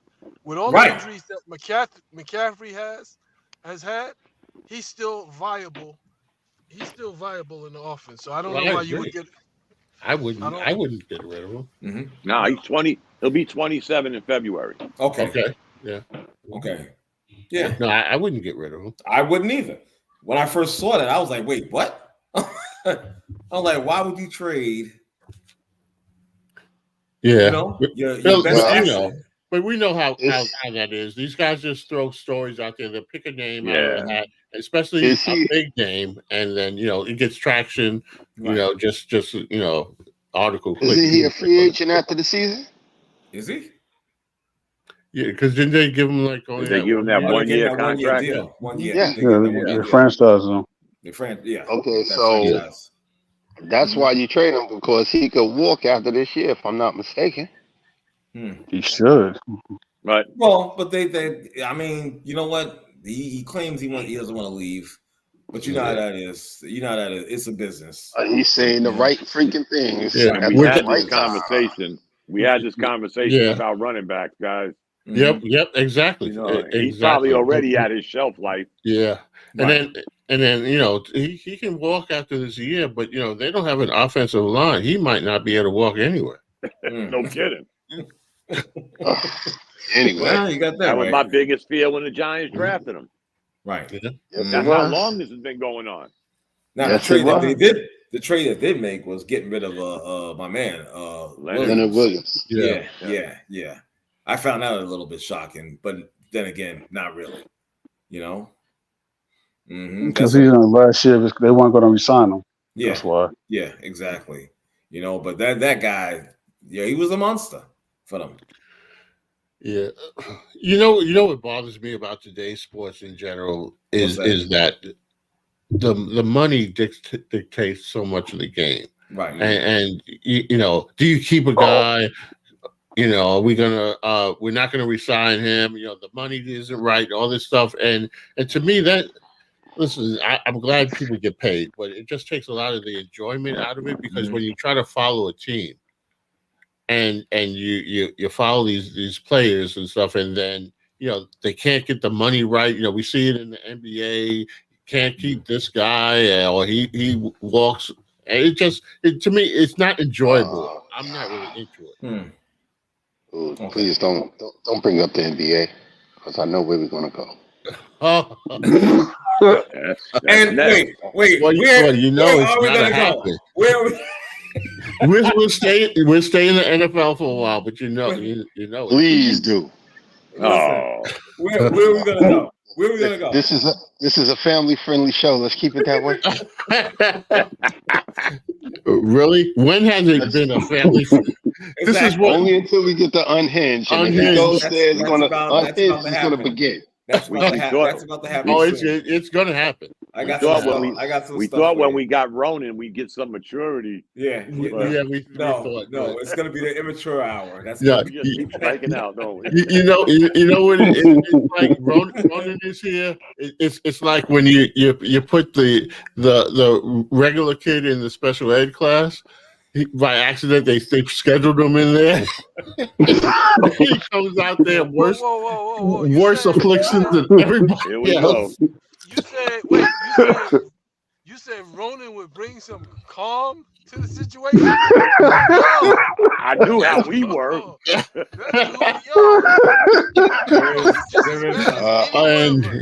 Ladies and gentlemen, there is regarding that guy. No. Just went there. He just went there. Oh man, that's funny. That is too funny. I'm sorry. He encouraging people to drink. You know what I mean? He's making drinks while we on air. Damn. Bro. Oh, yeah, real good role model. Real good. Wow. Okay. I never said I was a role model. Damn it, I wanted to drink. Okay, Charles Barkley. Charles Barkley. Okay. Hold on. I am not a role model. I am not a role model. Crush yo, I needed a drink, man. I do like 250 miles of driving every day. I need a drink. Man, yeah. Dude, let that man live. Let him live. Let him live, please. You know what I'm saying? Come on now. You know what? The hell with this football stuff. We're gonna. Here we go. God dang it! Now nothing happened in the NBA this week. Really? Nothing. Not a thing. Nothing. No need to talk about it. I don't know. I don't know. I think I'm wearing this hat for a second for a reason. I don't know, man. What's going on? Huh? I know they mad as hell down here in Gotham City. I know that. Why? Because these cats, when they got Harden a couple years ago, they were like, "Oh, you don't know what's going to be like." This is Kobe and Shaq all over again. I'm like, you are high. You must be looking peyote or something. You must be insane. They really said Kobe and Shaq. That's what they were saying, man. They was like, "Oh, it's going to be like Kobe and Shaq." I'm like, you are completely out of your mind. You either doing psychedelics, mushrooms. Well, you know what? Licking toads or some other crazy nonsense, man. I will be guilty of that too. When he first came to Brooklyn, I was guilty. Oh yeah. I was guilty.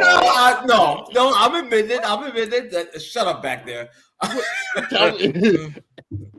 Tell us why, R. Tell us why. Poor sucker, you. What part of him did you make you believe that it was? I am guilty. I am guilty. I saw Harden along with that guy really can't stand Irving and of course Peasy head himself. Oh wow! That's wow. right. What toes were you licking, yo? What toes were you licking? And who tried to bring you back? Who tried his best to bring you back to the reality? That would be you, Sir Bishop. That would be you, sir. I told you, I laid it out to you. I laid it out. I was like, yo, this is what's going to happen. And you said I was crazy. You said I was crazy. That is true. No, Bishop, where are you right now? Do you have to like put another quarter in the phone or something? What kind of phone are you on? Are you in the basement? I'm actually pulling a reg. I'm driving home. Oh, okay. You're right. You're right. It's like the operator will come on. Please, 25 more cents. Next 5 minutes, please. But before Bishop goes, what did I always tell y'all? Puts out the rope. Yep. Grabs the rope. This is true. But I am guilty. I am guilty. Yes, you are. I'm not gonna lie. Ain't nobody defending you. No, I know that. He's out there all by himself. Yes, I was. And I was proud of that fact. You know what I'm saying? That's right. Care. I admit. I was like, first one, like Nets World Order. That was me. Yeah, for sure. You're right. Exactly. NWO. It's okay. It's all right. But I hate all three of them now. Okay. Yeah. Yeah, I'm glad that they're going. Yeah.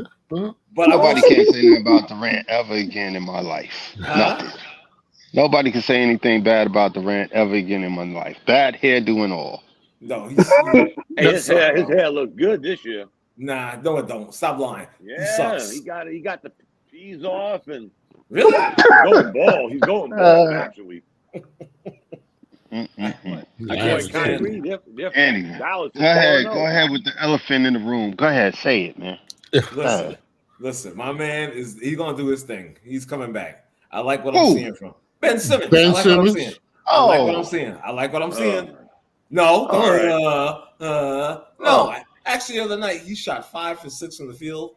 It might have been putbacks. I didn't see the game, whatever the case, but I was encouraged by that. I'm seeing double digits. Did they win? Yes, they did. Yes, they did. Did. I'm seeing rebounds. What? Which version of NBA 2K you playing? 23 or 24? You controlling that show.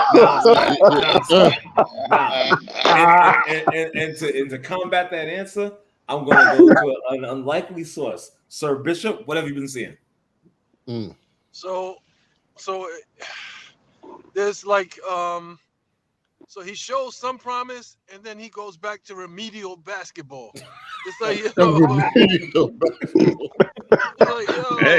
like I don't understand. It's like one game you'll see him, he's cutting to the basket, he's going hard, and then the next game it's like back to the old.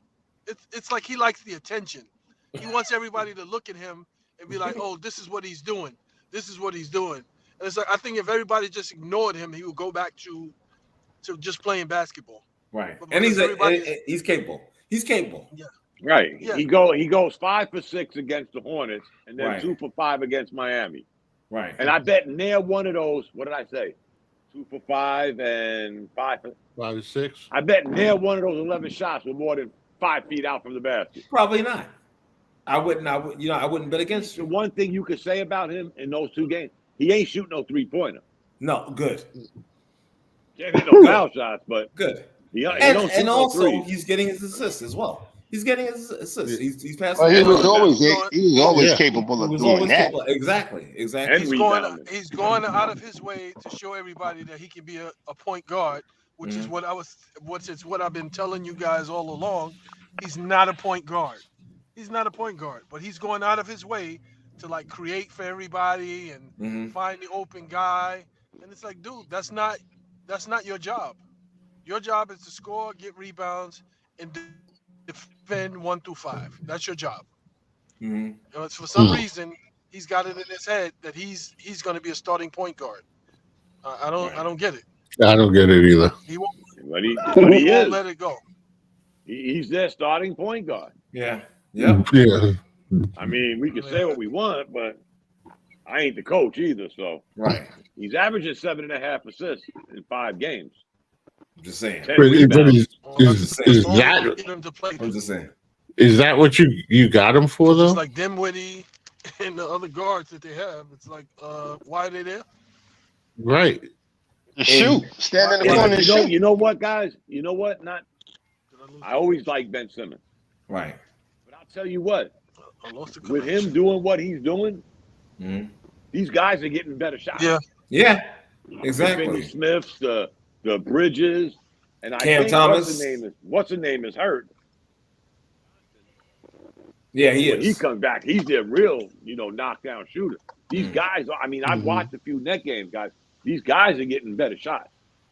I mean, you don't average 8 assists by just throwing the ball around the court. Exactly. He's Well, look hitting at somebody that's open. Look at this dude, Cam Thomas, who they're making a big Yeah. deal because of 3 straight games of 30 plus, whatever the case may be. He had. You know what I'm saying? So, I mean, he could put the ball in the hoop. You know what I'm saying? Yo, And he knows it. just don't ask him. Just don't ask him to play defense, pass, any other part of the game. Any other part of the game. Don't ask him to do that. Don't ask him to think. No. Don't ask him. Just he's like that what was that gym commercial where they say I lift things up and put them Oh down? yeah. Uh-huh. But He's like, you know what, guys? This guy. I've been saying this for years. I don't want to hear nothing about defense no more. When you got a team in the NBA, remember this, guys. We went earlier with the old school. The New York Knicks are averaging 106 points. Mhm. And they're 26th in scoring. Mm. 106 points. Wow. And they're 26th 26 in in scoring. scoring. Wow. We never saw nothing like that. Nobody plays defense no more. The only body that talks about defense is Bishop. And I love Bishop. He's the only one that talks NBA and still talks defense. Ain't nobody playing defense. Mhm. Somebody's the At Celtics some scored point, you got to 150 be able to points stop last night. somebody. Yeah, Toronto, At who some can't get out point, their you way, gotta be able to scored stop 130 points against Milwaukee. Really? This Yeah. is the NBA, guys. This is what Commissioner Bobblehead wanted. This is what he wanted. Yeah. He wanted scoring. And by golly, you getting it. You are getting it. Ain't nobody playing defense. This is the NBA. See, that's what I posted earlier, man. That's what you got. You got Gilbert Arenas. These dudes talking about, oh, this is the greatest era ever. I mean, come on, man. No, this is Who said that? Wow. Whoa, Gilbert who said that? Arenas? Shit. Gilbert Arenas, JJ Andy Redick, Zero- all Zero? them dudes, man. They all every day, yo. Clip They after said clip. this, I'm like, they said this publicly? Yeah. Yeah. they do. Yeah. Wow. every day with Oh, Gil. yeah. Gil was going in every day on the 2000s, the dudes from the 2000s, 90s, the 80s. They couldn't play defense. This and that. They couldn't do this in this era. Come on, man. I mean, they rolling out the red carpet, letting people just go trot right down the lane, and no one contesting them. No one's, you can't bump them. You bump them. I mean, there's too many foul calls too. What's a foul in the NBA? I don't even know what a foul is. No kidding. Wait a minute. Isn't this Scowling at somebody? Yeah. Isn't this the same guy that bought a grotto with the sharks and whatnot? Yeah. Arenas? Yeah. Yeah. Listen to this, guys. Last night alone, 5 teams scored 130 points or more. Wow. Someone scored The 150. Toronto Raptors, who only had 1 win going into last night, playing the Milwaukee Bucks. Top tier NBA, top tier in the Eastern Conference. Remember? Celtics, Bucks. 130 points. The Raptors scored 130 points Yeah. against the Bucks. Well, That's crazy. the Clippers and Lakers scored 255 points combined. So And that went into overtime. Yeah. That's ridiculous, man. Yeah. That's Yeah. ridiculous. That don't make no damn I'm sense. talking besides that game, guys. The rest of the games were regular 4 quarters. 130 points or more in 4 quarters. Like I said, the New York Knicks, who can't get out their way on offense, are scoring 106 points, and they're 20-something in the league. So that means everybody ahead of the Knicks is scoring over 106 points a night. Right.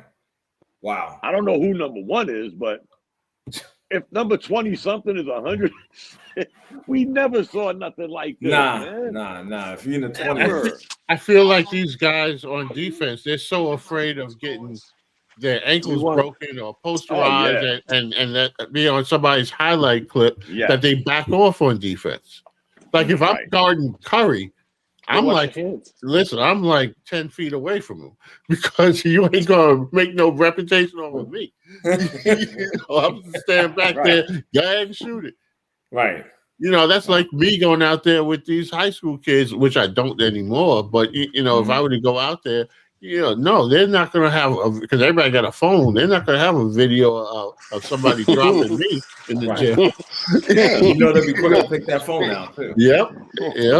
He's going to say, "Oh, you got to leave your phones. You got to leave your phones in your locker." Exactly. I found it, guys. The number one team in the NBA on scoring points a night are the Boston Celtics. How many points do you think they average in a night? 130. 125. 127. 127. Really? Wow.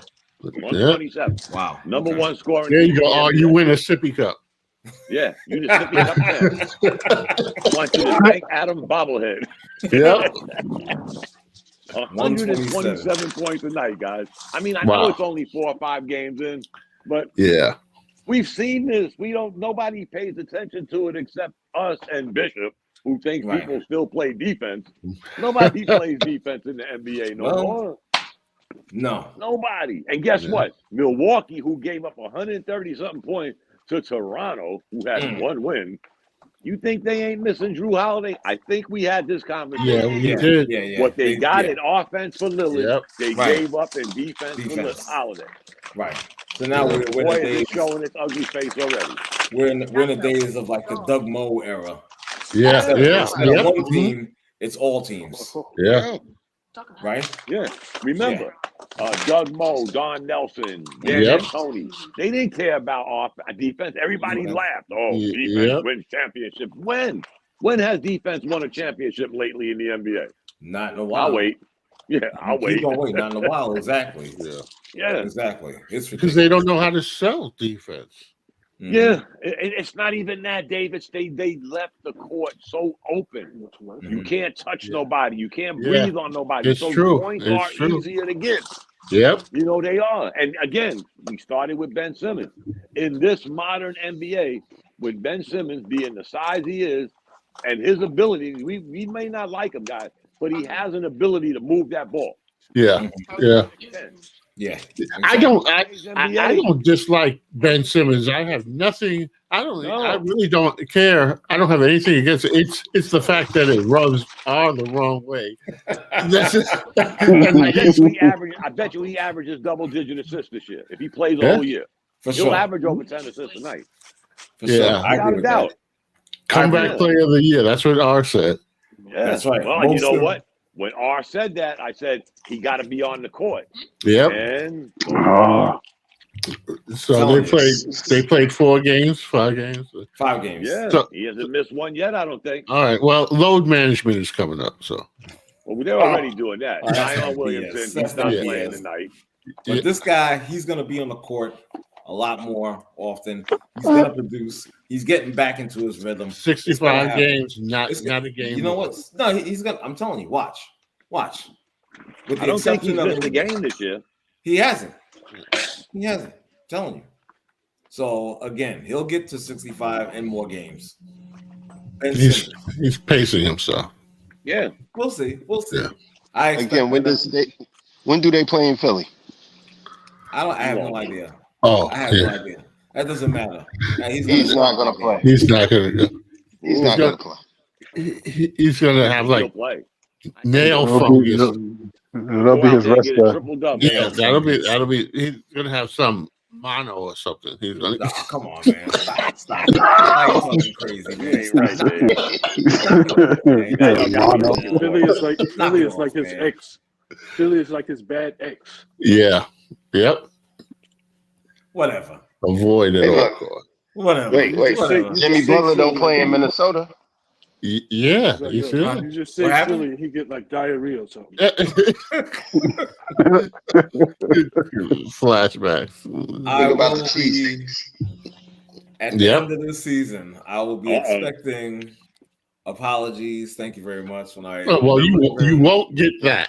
I will get it. Just let you know now. I will get it because I will be expecting apologies across the board from each and every one of you. I'll give you mine now. I'm sorry that you're putting your faith in Ben Simmons.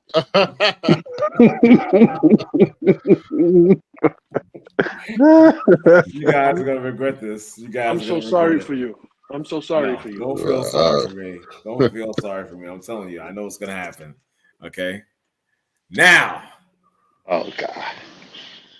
Let me get to this. I said to myself, I wasn't gonna talk about this. I promised myself, but I have to get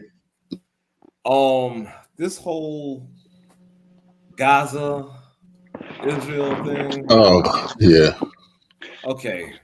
I want to point something out. I was looking in the paper and something caught my eye. The Arab American community who had back in 2020, I believe the number was 59% support of Joe Biden, has now been reduced to 35 at the last poll. Okay. And it was going down even before this whole situation with Israel had taken place. So now it's even dropping sharply more than ever. I believe that community is somewhat responsible for getting him into office as well. It's not looking good for Uncle Joe.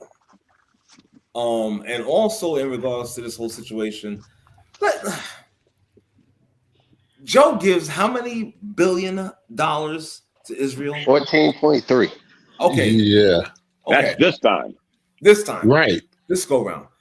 So I can't feel a certain type of way because of that.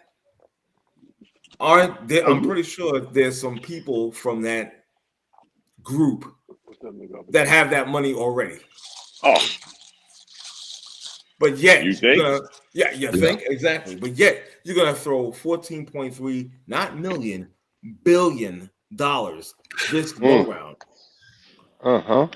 I got a problem with that. And again, I don't want to turn into anti, you know what I'm saying, hate towards those people. I really don't. Oh, you don't want to be anti-Semitic? No, I do not. I really don't. It's not about that, though, R. What is it about then, Bishop? What is it about? It's about how you started, 14.3 billion. You know what I always think? And forgive me for saying it. Why is there NATO? Yeah. Somebody explain that to me. Yeah, why is there NATO? I don't even know if Israel is a part of NATO. But I want to know, why is there NATO? Because the North Atlantic Treaty Organization was designed for everybody to help everybody. Right. Just the United States. For those of y'all that ever saw the movie Black Hawk Down, whoever saw it, y'all saw the movie. Yep. Our Rangers and our Special Forces guys were pinned down in alleyways in Somalia. It took the 10th Mountain Division from Fort Drum, New York, to go down to the motor pool and put guns to the Palestinians' heads to get them to move them damn vehicles to go down and save our people. Matter of fact, they threw them out the vehicle. Pakistan, excuse me. They threw them out, the guys that wear the blue helmets. They threw them out. They commandeered their shit by gunpoint. But they wouldn't move their vehicles to go save our people. Now let's talk money. Where is this 14? How much are they giving over 14.3 billion? How much is Germany giving? How much is France giving? How much are the people in NATO giving? It's high time, guys. Some people complained about a former president we had that said we need to do away with NATO because, first of all, they're behind on their bill. They ain't paying their bill, first and foremost. They're all behind on their bill, but they come to us. And now again, guys, 14 point. And you know what they're hiding? The 14.3 billion going to Israel. They bullshitted you because remember, not long ago, it was going to be here's the strangest thing I ever heard, guys. $100 billion was going to be divided between Ukraine and Israel. and they're using the phrase defense spending. Right. When did they become a part of our defense? Right. And remember what I told you guys. Every bullet we send them, we're paying for that bullet twice. Yeah. Right. Yep. Exactly. Because now we got to replenish it to give to our troops. Right. So don't get confused when they say, it's $14 billion in arms. No, that's $28 billion. Yeah. Because we got to redo this shit to give to our people. Because again, where's NATO? How many bullets are they giving? How many billions are they giving? This is what pisses me off. Or it could be Israel. It could be Turkey. It could be Istanbul. I don't give a shit what the country's name is. Right. 14. You guys had 40 immigration crisis. Y'all had 61,500 homeless people in New York City. Yep. Yep. But we got 14 billion. They're hiding the Ukraine shit. Let's just divide it. Let's put it in half. They said 100 billion. Let's give them shits and giggles.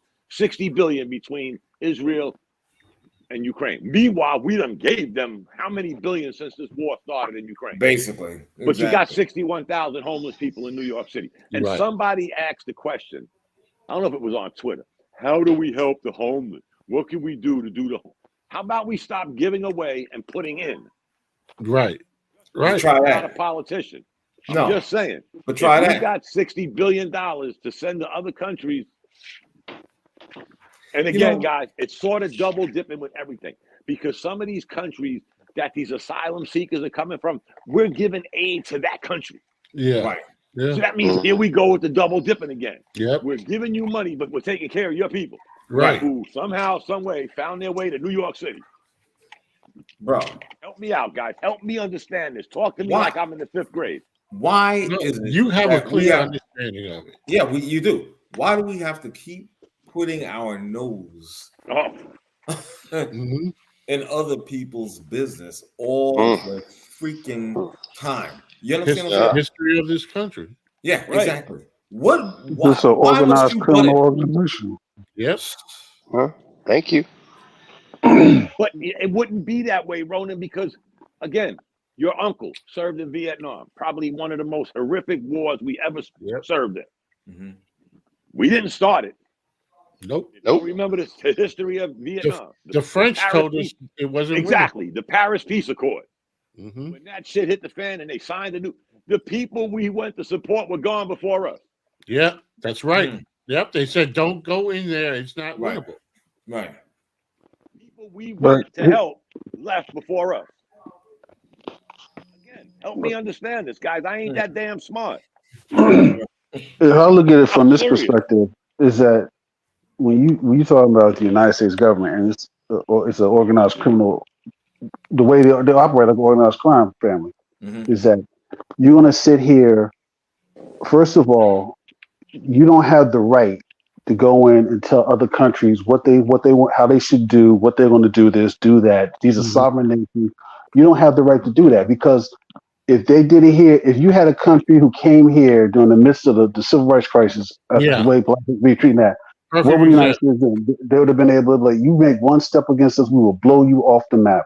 Yep. But yet you can do the same thing, other countries, and do the stuff like that, and no one calls them out to the carpet on that. And then the flip side of that is, and I was thinking about this, just thinking about it, driving the other day, is that, you put military personnel in these situations. The military is supposed to defend the nation state here, the United States. You're sending them in other parts of the world, creating a refugee crisis. These people are serving. You don't take care of them. And then they catch hell, but yet it's the ones who are calling the shots. They're sending these people over there, fighting these wars, which had nothing to do with anything going on here. Whatever goes on in Venezuela, that is not my business. Whatever goes on in this country, Iran, whatever, that is none of my business. That's not the United States' business.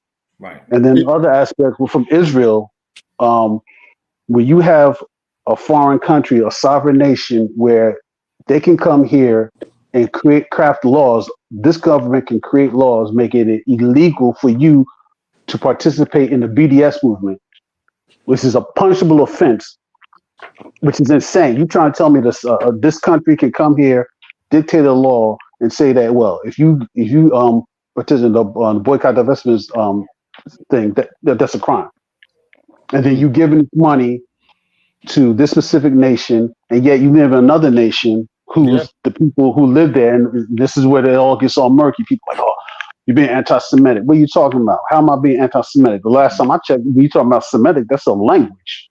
Yeah. Right.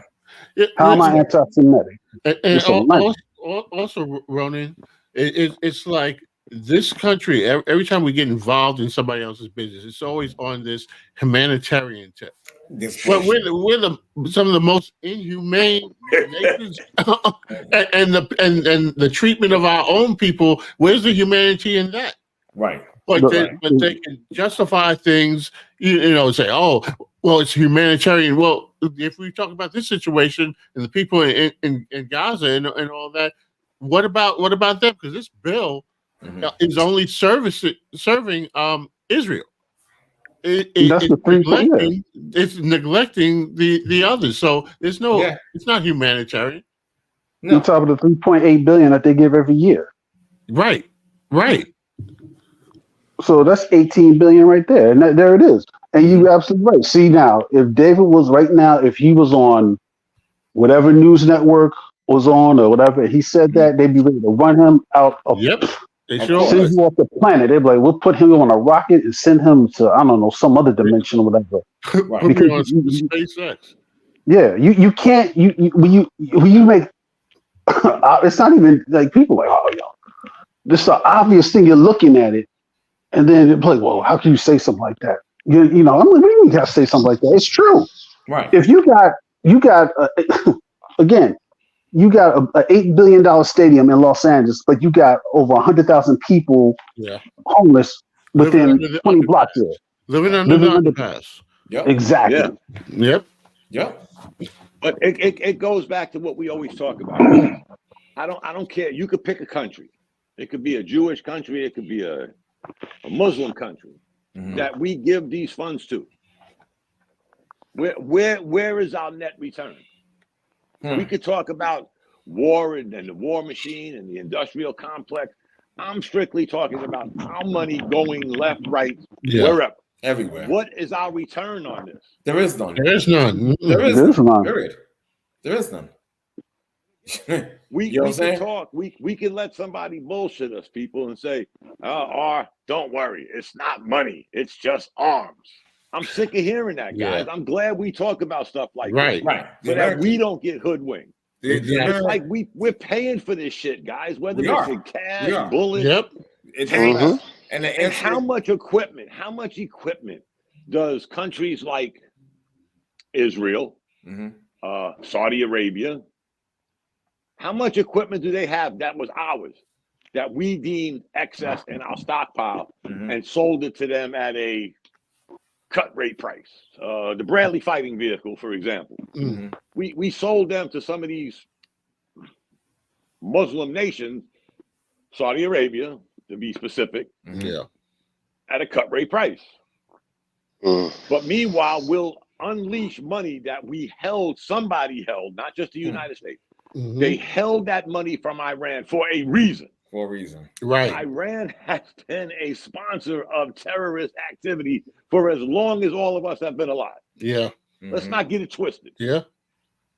They funded 90% of the actions and the insurgents and the IEDs in the Iraq war. But we killed that General Salamino, whatever the hell his name was. We droned his ass, and some politicians got mad. We should have asked permission. For what? Did he ask permission for them thousands and something soldiers he killed in Iraq? Did he ask permission? Did he tell us he was getting ready to do this? Right. No, he didn't. So when we busted his ass, you got people getting panties in a bunch, like they killed Dave crossing the street in Queens. No, we killed the terrorist. Right. His ass had to go, man. What happened to the good old days? Bro. He had to go.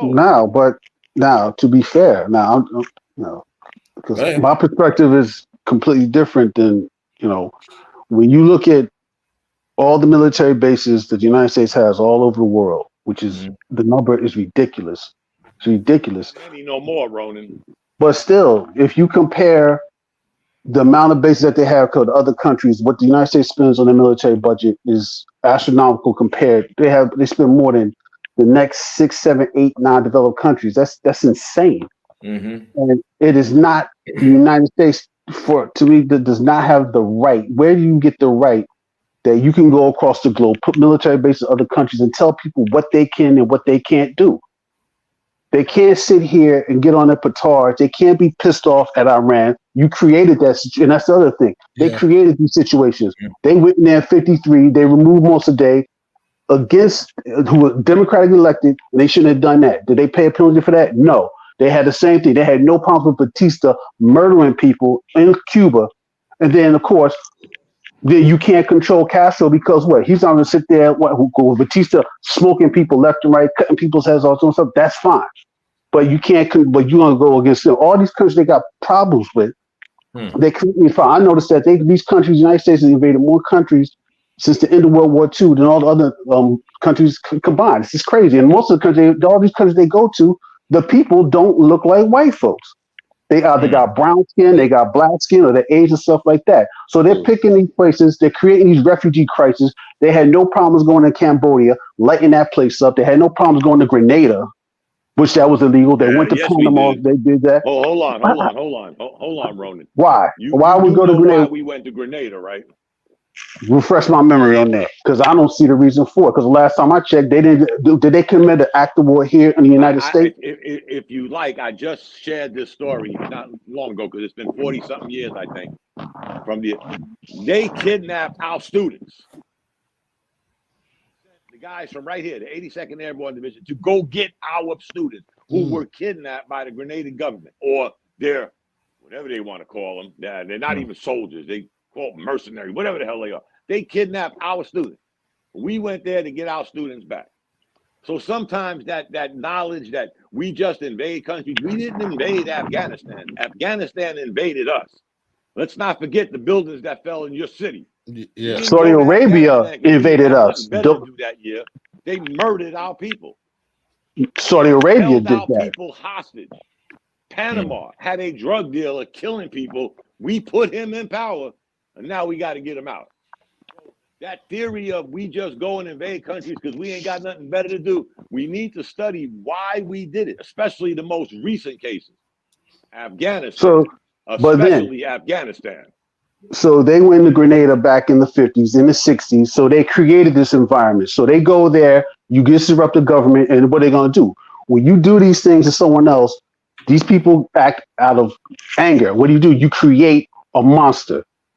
So it's the same thing. It's the Punisher effect. Frank Castle's family's killed. No one does nothing about it. What's he do? He decides to make a one-man war on crime. So if you go in these countries, you do this, you do that. These people get pissed off. What happens? You're creating this whole thing. And the United States does not see this. They don't have I don't see where we've done that in years, Ronan. Honestly. They do it all the time. Where we went. The countries that we're in, which have been diminished. We got a bare minimum presence in Germany, Europe to be specific.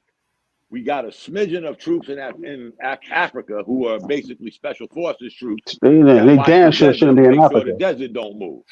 We don't have a big presence nowhere else because of some who decided they wanted to cut the military. So we don't have that presence that people think we have throughout the world anymore. Now, I'm not going to debate what you're saying, Ronan, of what we did in the past. I'm talking about recently. There isn't a country we just knocked on their door and said, you know what, Ronan, we don't like you. We just want to fight. No, they don't have to. They could just use someone else as a proxy to go in and assess whole thing with Ukraine. They got an issue with Russia, so you're going to use Ukraine as your proxy to fight your war against Russia. So that right there, they're picking and choosing that. Even that, they're backing Ukraine. Ukraine is crooked as shit. They have been crooked for decades. Right. Decades. Again, they supported back in 2014, when Russia invaded Ukraine the first time, what did the United States do? They backed the Ukrainians. They supplied them with MREs and blankets. Okay. Yeah. I ain't against that. Yeah. Because we fast forward now, we're giving them billions of dollars. Right. But the point I'm trying to make is there's not a case of us just, again, we're not knocking on ours door saying we don't like the way you look. Afghanistan brought this shit to us. And let's not forget, guys, in 1979, 1980, when bin Laden was running around with the Mujahideen, for those that don't remember, Al-Qaeda was not the Al-Qaeda, they was the Mujahideen defending Afghanistan. We supplied them with the equipment to fight the Russians. 20 years later, they're tearing our buildings down. Yeah. They supplied the monster. And there it is. He's the monster. And he's not even from Afghanistan. He's from Saudi Arabia. They're allies. So they gave him, and they got a history of doing this. They create these monsters. Like Malcolm X said, when the puppet starts talking back to the puppeteer, you got a problem. They had no problem. The United States had no problem with Saddam Hussein until Iran. Then all of a sudden, the puppet decided, you know what? I'm not doing your bidding anymore. The same thing. That's when they went globally. so they go in there, they take out Noriega and Panama. What? Did that stop the cocaine flow in the United States? Nope. Did they stop the cocaine flow when they killed Pablo Escobar? No. Did they kill the Cali cartel? Did that stop cocaine coming here? No. They went in these countries, did what they wanted to do, talking about we got to stop the cocaine flow. You didn't do it. They didn't do it because, you can still, cocaine is still flowing here in the United States, all over the globe. And the thing that, for me, from this standpoint, is that if I'm wrong, if I come to your house and I tear up your house and you have the right to beat my ass because you know what? I'm wrong. I can't come into your house and destroy it. I don't have the right to do that. And they don't have the right to do that. They never been called out on the carpet for the shit they've been doing since the end of World War II. Not one thing. And then they put United States troops in harm's way so they can get their way, get their resources, get this, get that, do this, do that. And no one calls it on the carpet. You're gonna go into an African country and destroy an African country and create a slave trade in a country. United States, France, Great Britain had no problems going to Libya and blowing that shit off the map. But they didn't care about the repercussions of what was going to happen. Because that's the thing. They ain't worried about that. Just like the Vietnam. They had no business going there in the first place. If those people if they want to be in bed, they want to be communists, that is their right. Just like these people, you can't tell someone wants to be, if a dude says, you know what, you have to identify me. I may look like a man, but guess what? I'm actually a woman. Okay, that's your right. When it comes to Libya, Ronan, they blew that opportunity in the 80s. Let's not forget, Gaddafi was Osama bin Laden before Osama bin Laden. He struck us more times than Osama bin Laden did. We blew that in the 80s. So now when you want to go in 2014, 2016, and you want to redevelop their government, you missed that opportunity. That was 20 years ago that we had an opportunity to go in there and call it what you want. Again, you struck us. You blew up a disco in Berlin. You attacked U.S. embassies. You did that. We didn't do this. We always tend to say what America did in the past and what we did in the future. You guys attacked us. We blew that opportunity. I understand what you're saying. But that's in Berlin. That's not their call. But that's in Berlin. Then Germany should have went over there and they should attack them. That happened on their soil in their country, and they should have done that. They can't go around here. They attack our people. They attack people in my unit at the LaBelle Disco in Berlin.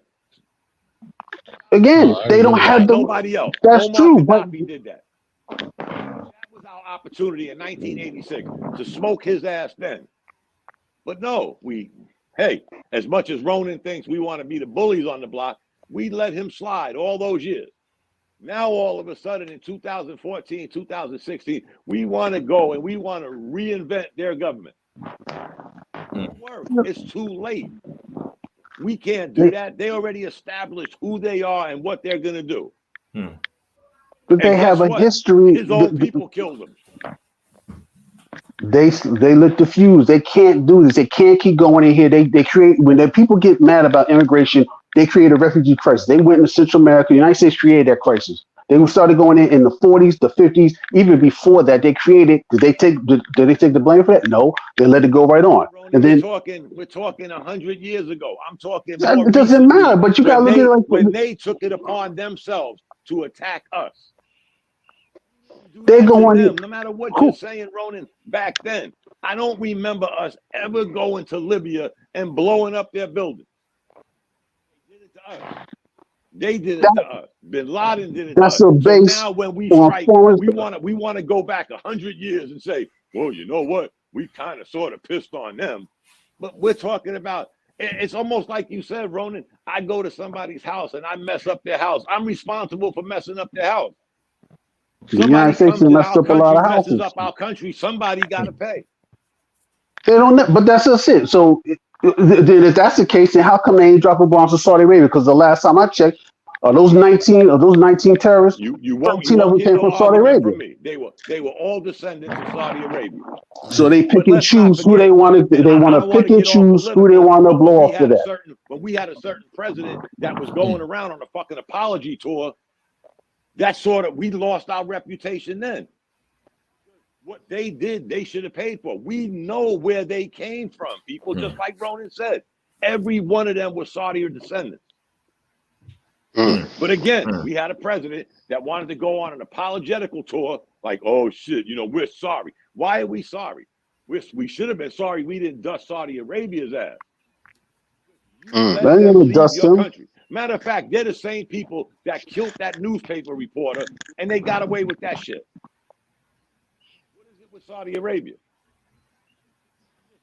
Because they're ally. That's even that. If Saudi Arabia is supplying the terrorists, then how come they getting blown off the map? And they've been doing that for generations. That's what I just said. When we were going to Afghanistan looking for Bin Laden, who wasn't there, we should have stopped in Saudi Arabia and slapped them in the face because they know who these people were. Man, come on. We had, what they say, there were special flights getting the Bin Laden family out of New York City after 9/11. Yeah. Remember that? But let me ask you this: even before the apology tour, when did we ever go after Saudi Arabia? Never. So to that point, yeah. I mean, I agree with you about the apology, but even before that president came into office, we knew the Saudi tie in 2001, but we went after Afghanistan. Too much Saudi money wrapped up in the U.S. Well, that's where it is. That's if Saudi Arabia was part of NATO, which they're not, don't get me wrong, but if they was a part of NATO, they would have the ultimate get out of jail free card. You know why? Because they could pay their bills. Yeah, they could pay their bill. We know they could pay their bill. So not only can you pay your bill, again, guys, there's tons of our equipment that's been there since the first Gulf War that we, again, sold at a cut rate price to Saudi Arabia, the United Arab Emirates, the UAE. They got some of that stuff. All that stuff we left in Iraq, the first war, sold to these people. So again, the people that, I don't mean to change something, but the people that aren't a part of NATO have actually benefited more than people in NATO. Yeah. But you know what? They paid the bill. They paid their bill, guys. We started out talking about $14.3 billion going to Israel. We never have to worry about that with Saudi Arabia. And I'm not giving them a get out of jail free card because we know where them people came from on 9/11. Saudi Arabia. Right. We know that for a fact. Yeah, but my thing is this: when is there going to be accountability that you can go there, go to this country, stuff like that? You think that they're giving money to Israel? You think that what they're doing to Palestinians? You think they're not creating another group of people who are going to be pissed off? They're going there and letting them blow people up with these weapons here, kill them. These, as a matter of fact, killing these people, that's their goddamn land. This is basically the Native Americans all over again. It's the same damn thing. And there's no accountability for it. There's no accountability for it. And my perspective, where I'm coming from, where I've seen this, where I've seen Marcus Garvey, he talked about this. Malcolm X talked about this. Kwame Ture talked about this. Everything I'm saying, they all talked about it.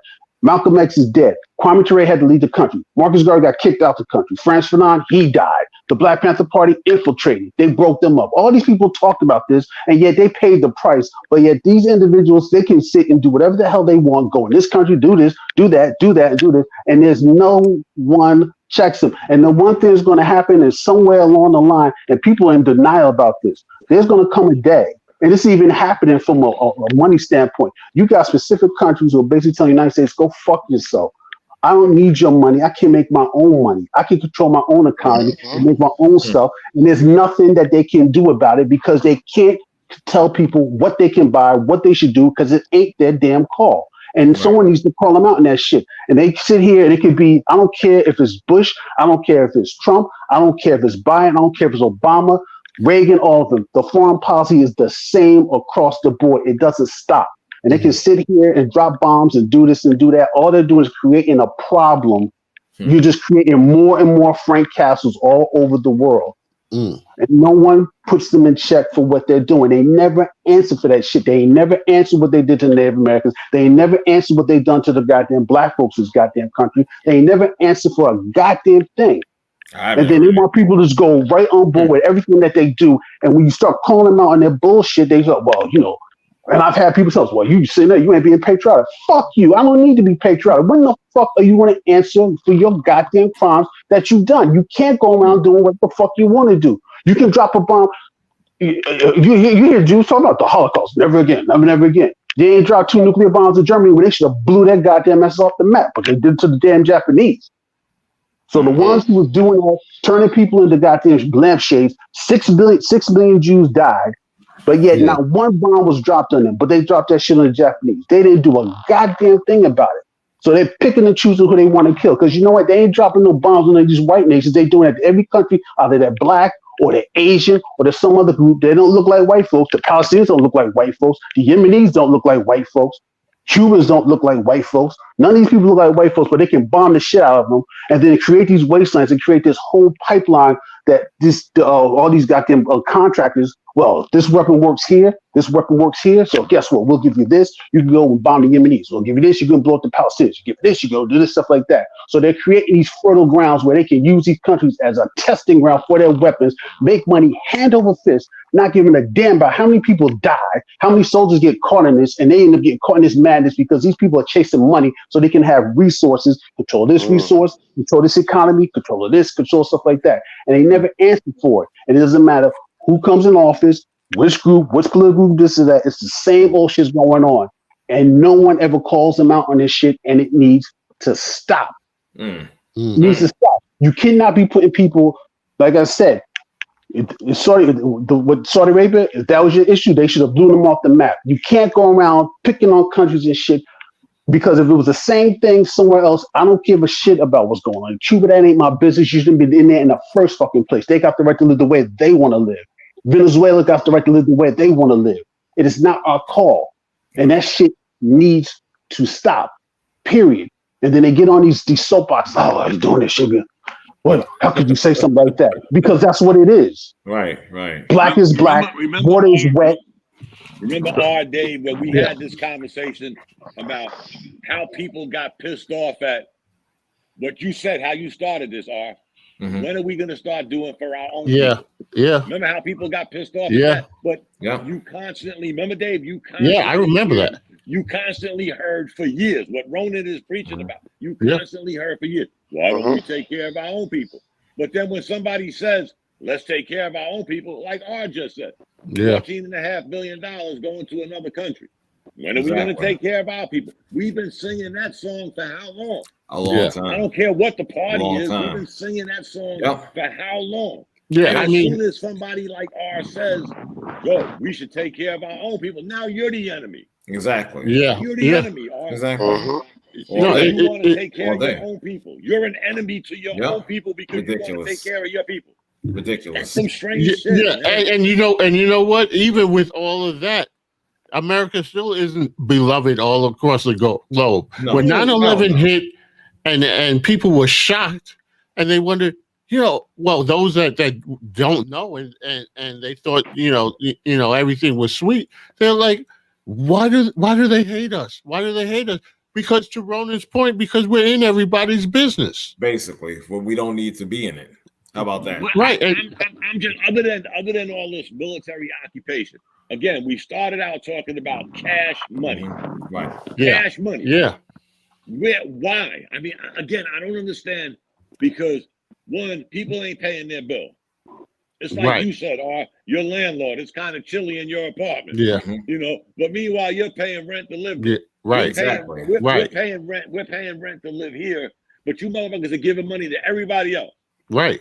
And again, we because started war this and death is conversation money. with 61,000 homeless people in New York City, but we got $60 billion to send to Ukraine and Israel. Yep. There's no profit in helping people. Homeless people in New York You City. got that right. Well, we said right. this before with the migrant situation. Yeah. Yep. But there's no profit in helping people. And your homeless are still 61,000 and climbing. Yeah. Ridiculous. They're being housed. Right. Don't get it exactly. twisted. We had that conversation too. Word. Yep. They're being housed. We're giving money away, and you're 61,000 people in New York City. And right about now, guys, without me checking my phone, the temperatures are dropping in New York City. You gotta believe it. Yeah, it's getting cold. Yeah, like I said, there's no profit in it. There's profit in killing people. Yep. Yeah. Exactly. But we're not even talking about killing people with this one, Ronan. We're talking about what that is. But think about it, John. People in Palestine are dying. We're taking other people outside of New York City, placing them in New York City, housing them, and your 61,000 are growing. Yeah. There's no profit. We're not even talking war here, guys. We're talking basic humanity for your own people. Like R started this. When are we going to take care of our own people? There is no humanity. It doesn't matter. It doesn't matter. This is a problem. It's all of it. It's all across the board. And what you said, Dom, all of this is connected. It's not like it's not connected. It's connected. It's all connected. And the thing is that there's no profit. There's nothing profitable about helping homeless people. What's the profit? None. But if you give, so Palestine and Israel in this conflict, is there profit to be made? Of course it is, because the Palestinians are in a weakened position. They can't defend themselves. They ain't going to get aid from nobody else because they'll block it.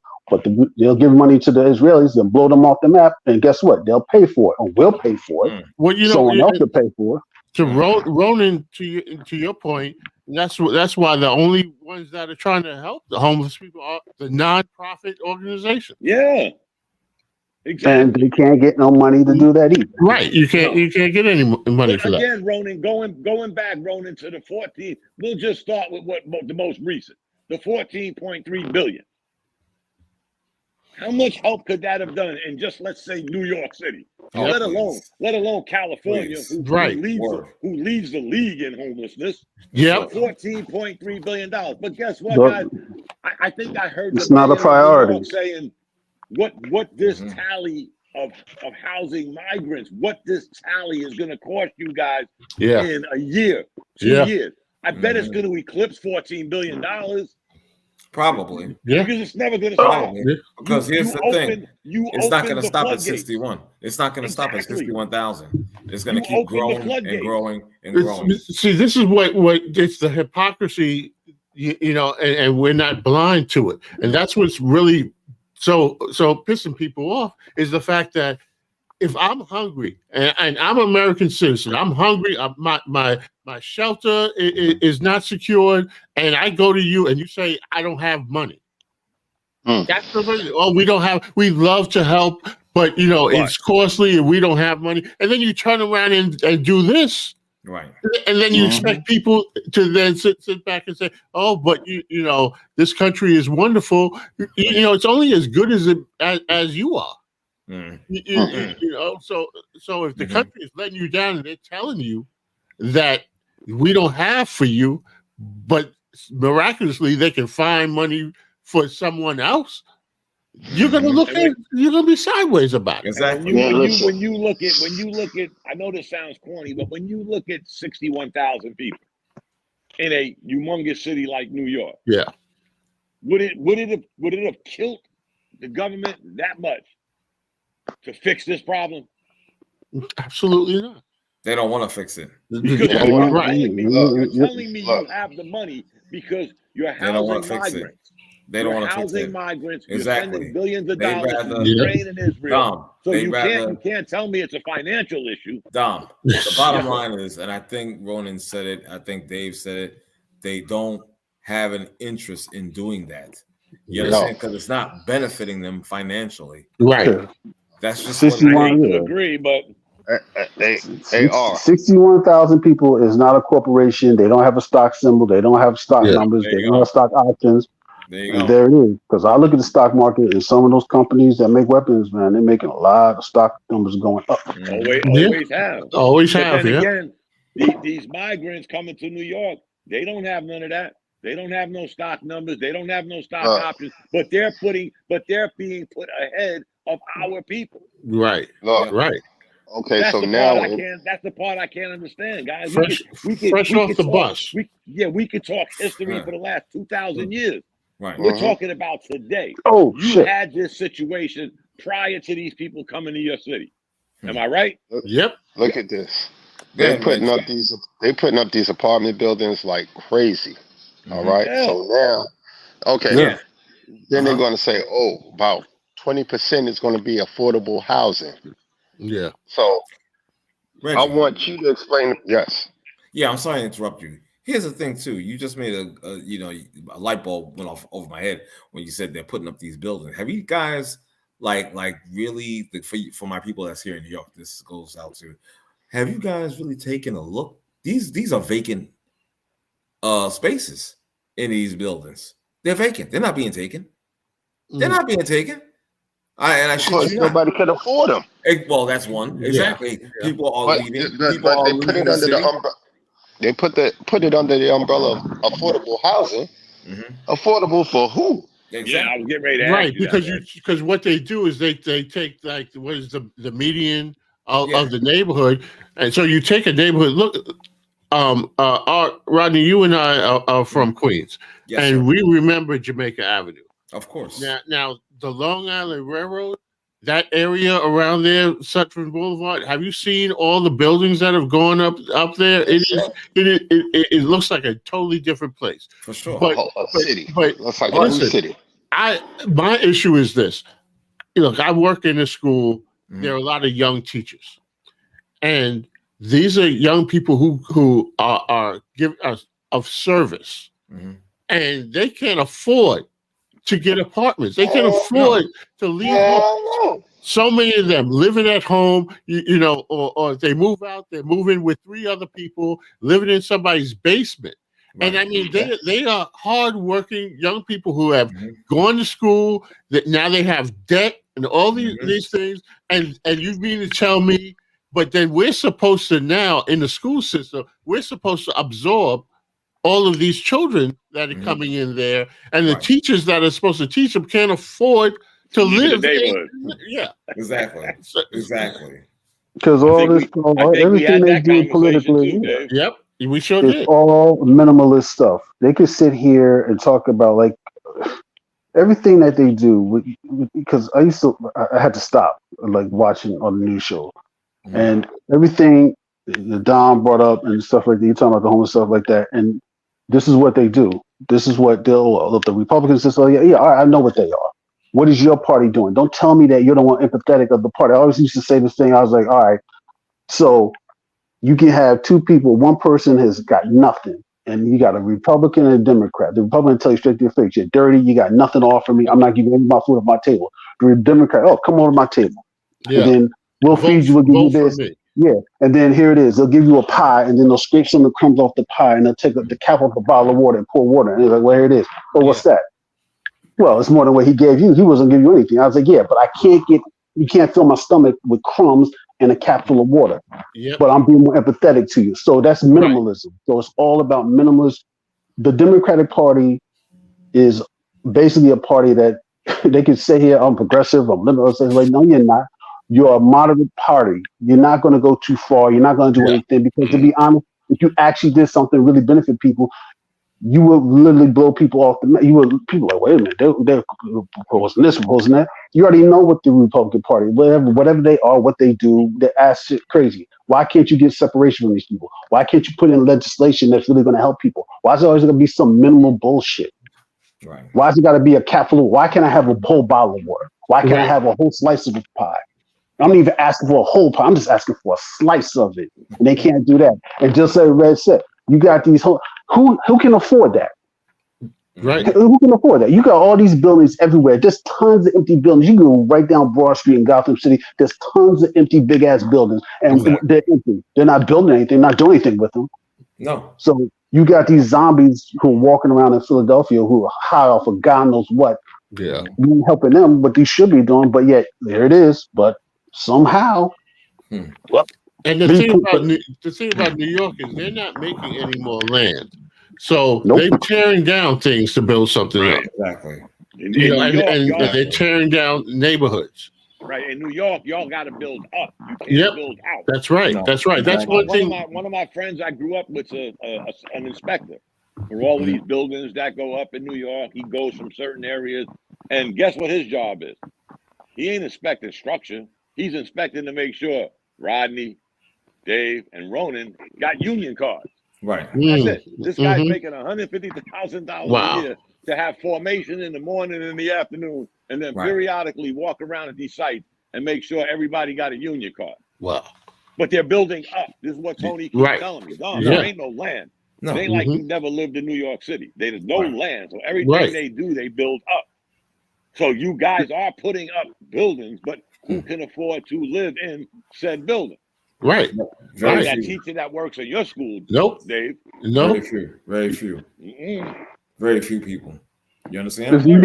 So there's no story last week about how I'm going to really push this button on this discrimination in order for you to get a place to live in 80% of these luxury apartments out here where I live. Yeah. You got to make 3 times the amount of rent. Tell me that ain't some form of discrimination, guys. Come on. That is. Yeah. It is. So, the land is limited within the 5 boroughs, but you got all in New York State. You got all that land up there. No, absolutely. Yeah. Stop building golf courses. Like with my job, I do all this driving on New Jersey, traffic counts. So I'll be out in the country part of New Jersey, the western part of Jersey, up in the mountains. So they don't want warehouses and stuff like that. They got land everywhere. If the Jets wanted to stay, they could build a stadium out there in the western part of New Jersey. There's nothing but land. So you can build places for people to live, but they don't want to do it. No. Right. Because they're not interested in New York got areas outside of the city. Y'all got a whole state. Yeah. Exactly. That's Yeah, I've driven through it. There's plenty of land. Yeah. I was stationed in Fort Drum, way upstate New York in Watertown. Nothing but land. I mean, granted, you get 300 inches of snow every year, but they weren't saving for property. As long as you got a roof over your head and heat. You're good. You're good. Yeah, they're running. It's a con game, and we ain't in it. Yep. Yeah. And like I said, man, a couple of times, man, I used to try to call some of these radio shows. And I used to lie, like, oh yeah, I'm a right wing conservative, all this and that, and then I go completely enabler. Cut you right off because then or you don't agree with whatever they're peddling, this and that, stuff like that. They're playing off each other, right? And they're trying to make you pick sides and stuff like that, man. Like when you look at talking about these situations, like you're not doing this for the homeless people, you're not doing this. You don't have proper job training programs. You don't have any of these things in place. We go into an era where technology is moving faster and faster as we go on. This not so in urban areas, and this goes in what you were saying about discipline earlier. That you need to be teaching kids how to use computers. You need to be teaching kids how to teach AI classes because that is the future. Yep, coding. Yep. You can't sit here and have people just rest on the laurels talking about, well, you go and stuff like that. Oh, go work in McDonald's, stuff like that. You go to McDonald's, it's a kiosk. You don't even have to go to the counter. Yeah, that's right. That's right. So they're running this game, man. They run these games. Oh, yeah. Well, look at the job creation you created. No, you ain't creating jobs. What you talking about? You got dudes who got people who got jobs, and they're going to get a second job, and they're getting a third job. That's not job creation. Thank you, Ronan. Yep. Not only that, but these jobs you're saying you're creating, you didn't create shit. It was the people that never came back to their jobs from COVID. Yeah, that it too. Was like, and you can't take into account. I learned this. You can't take into account. R and Dave left their jobs, but they created their own business. That's not part of the staff. Yeah. Nobody's employing you. You're employing yourself. So you're not part of a job creation. You created a business for you and R. Right. Yeah, they don't even count the statistics. Give you that job. So really, that's the most false stat because they only base that shit off the unemployment.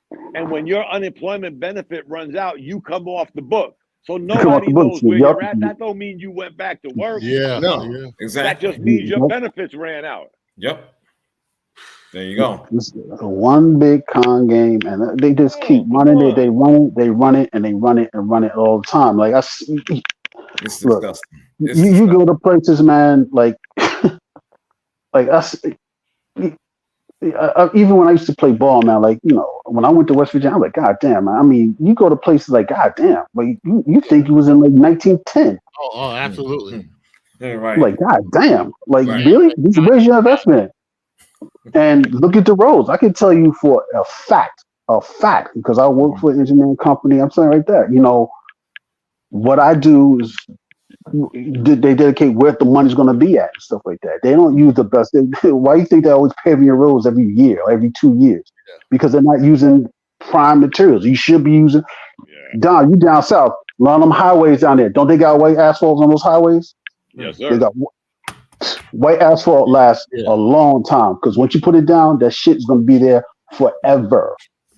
Black Yeah, asphalt does not last the same way white asphalt does. So you what's actually sad saving about where money. you're at, Ronan, where we can use that here and it's going to last a long time for a couple of reasons. One, it's better. Two, where you're at and they're using that cheap shit, and now every year they're throwing salt and they're scraping it with plows. Yep.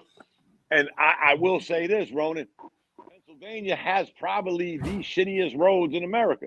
So you ain't got to tell me I know that shit. I cracked around my damn car, yo. As soon as you cross that line that says "Welcome to Pennsylvania," it's like, I hope my struts make it till I get home. I mean, I've been there. I lived in Scranton, man. Really? It looked like Scud missiles were hitting that shit. Absolutely true. Never Your money, they this, and because on my job, man, like I'm always driving, so I would be in the city, like maybe have, especially during like voting, people will stop you. Oh, I'm opposed by stuff and that, and then we going back and forth. I'm like, wait. You ran up on the wrong person today because I am not the one. I was like, I'm not falling for this bullshit. I know all your tactics on this and that. You ain't trying to run this game on me. I know exactly what the fuck you're talking about. I was like, this shit is nothing more than a comic book. This is Captain America. He's the protagonist. The protagonist only is interesting as the antagonist. So he better be interesting. So the Red Skull. Not to mention where you live is what do they call that? A Commonwealth? Yeah.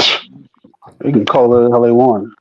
It's like Gotham City. I have no ill feelings toward the great state of Pennsylvania. I just know I can never go there again. I can never live there again.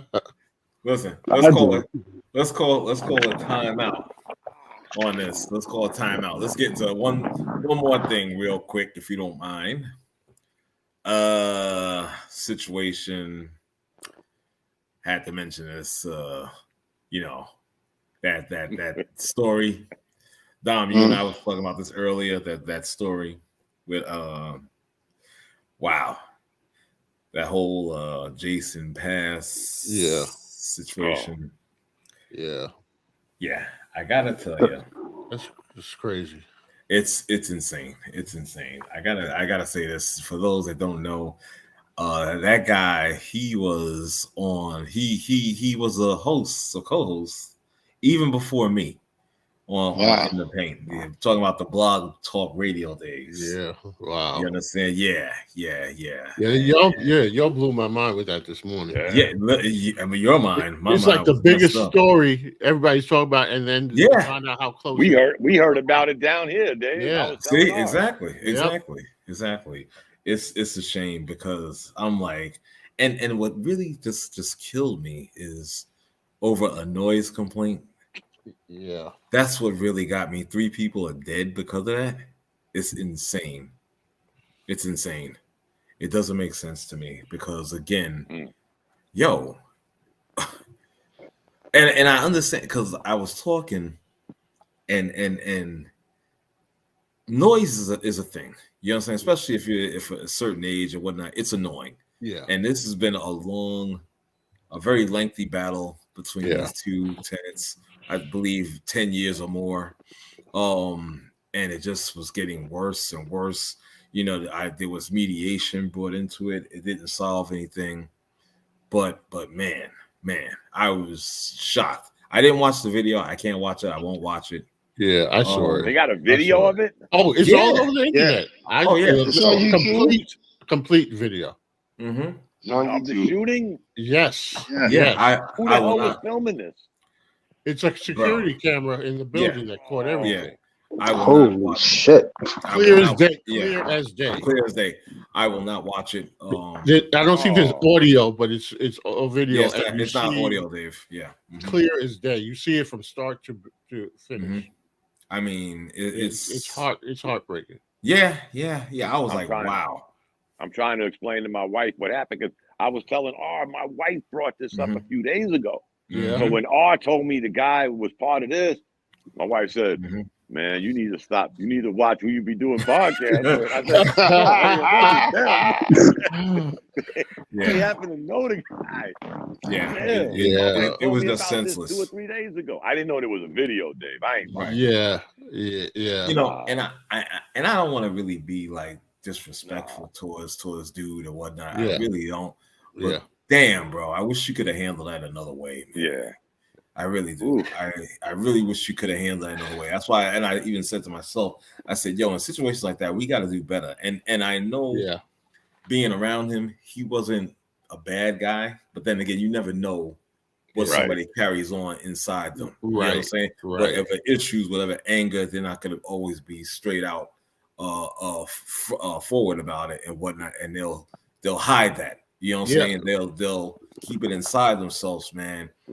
But damn, dude, I get it. I mean, trust me, I know anger just as much as the next guy does, even as this gentleman did, God rest his soul.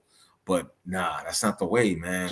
So who else beside me saw the video? Anybody else? You saw it, Dave? Oh, I saw it. Yeah. Dave saw it. Yes, the whole video. So essentially, in a nutshell, how it plays out is the guy goes up to the apartment. So the video starts. The victim and the victim's wife are in the hallway outside of the victim's apartment.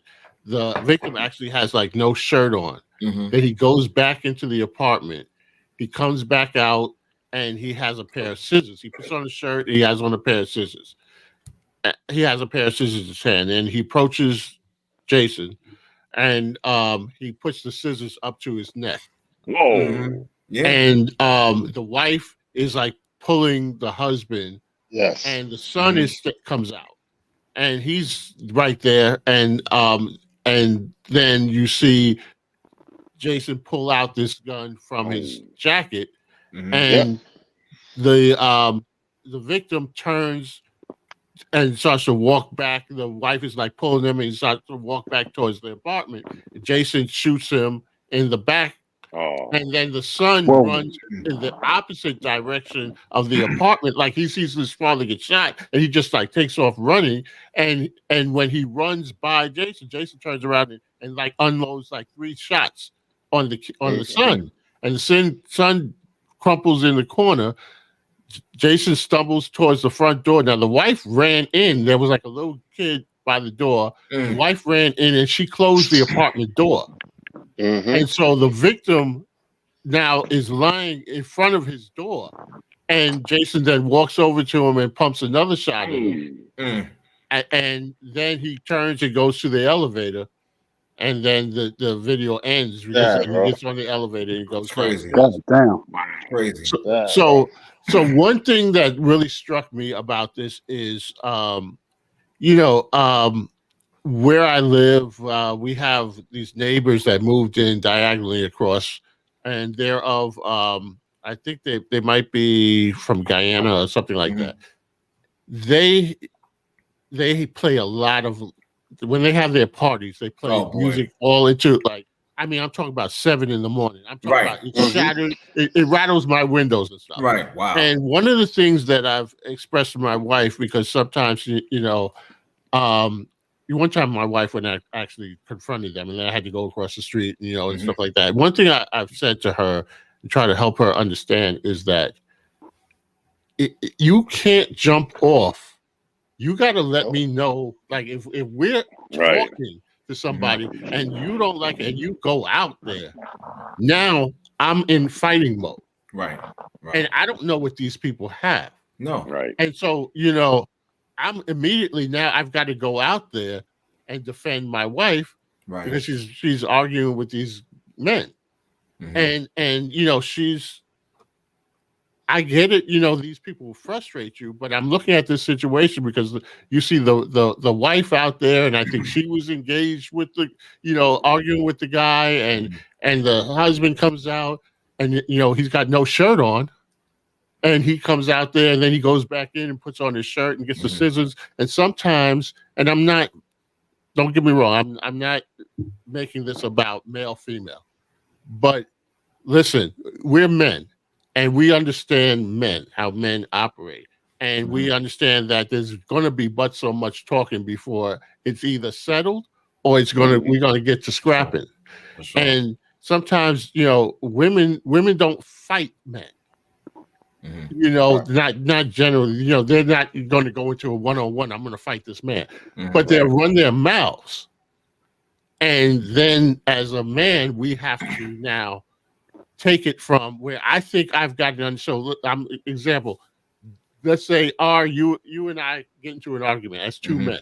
We understand how men think.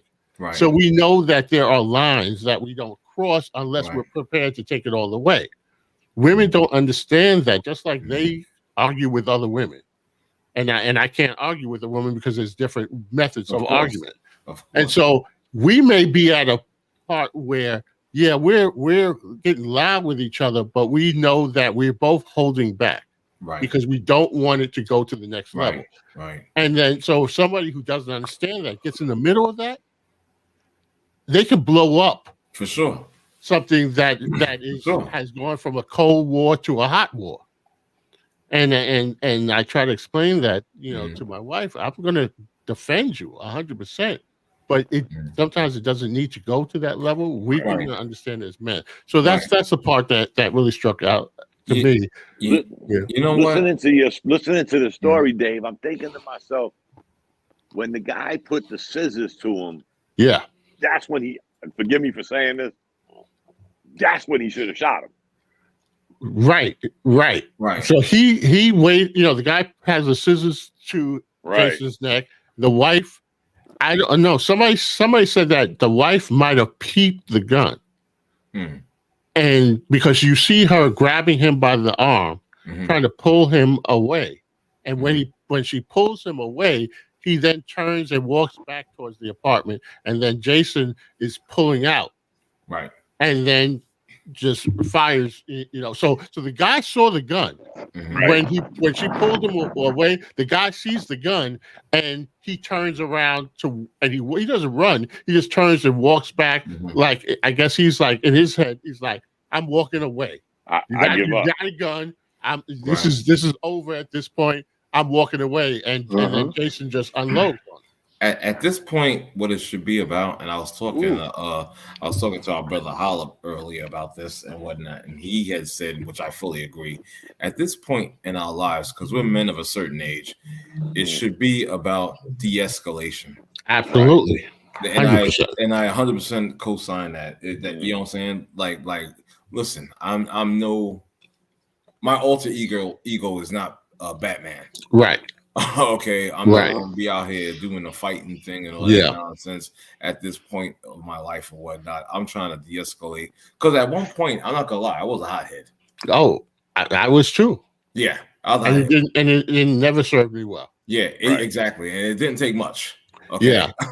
so and I was physical with it, but at the same time, I had to change up, man. I'm like, nah, what am I doing, man? Because again, you don't know who you're going to up against fully. You understand? You don't know. You don't know.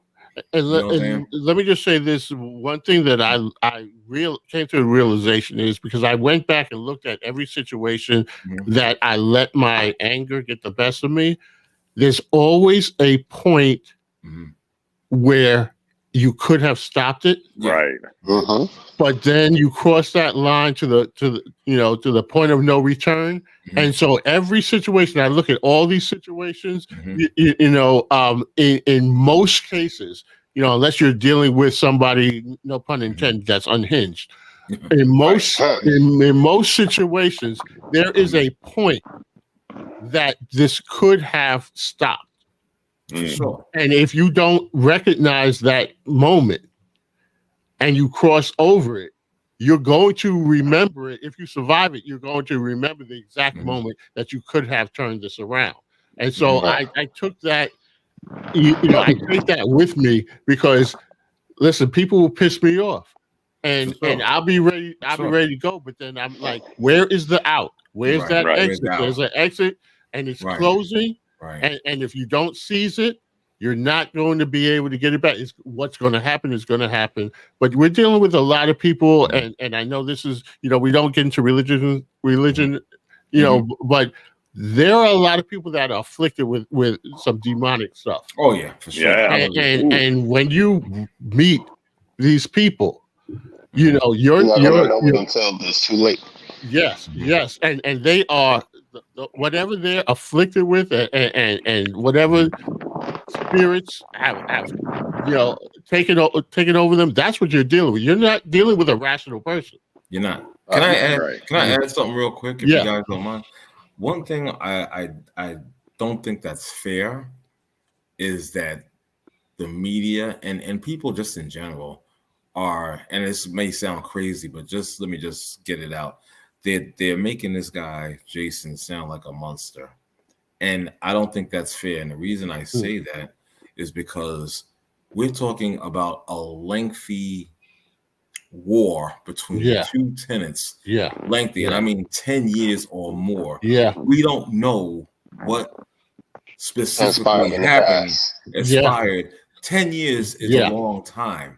Right. We don't have we didn't live through that. Yeah, we didn't go through that. We don't know specific details like that. So don't judge this guy. Don't make him out to be a monster.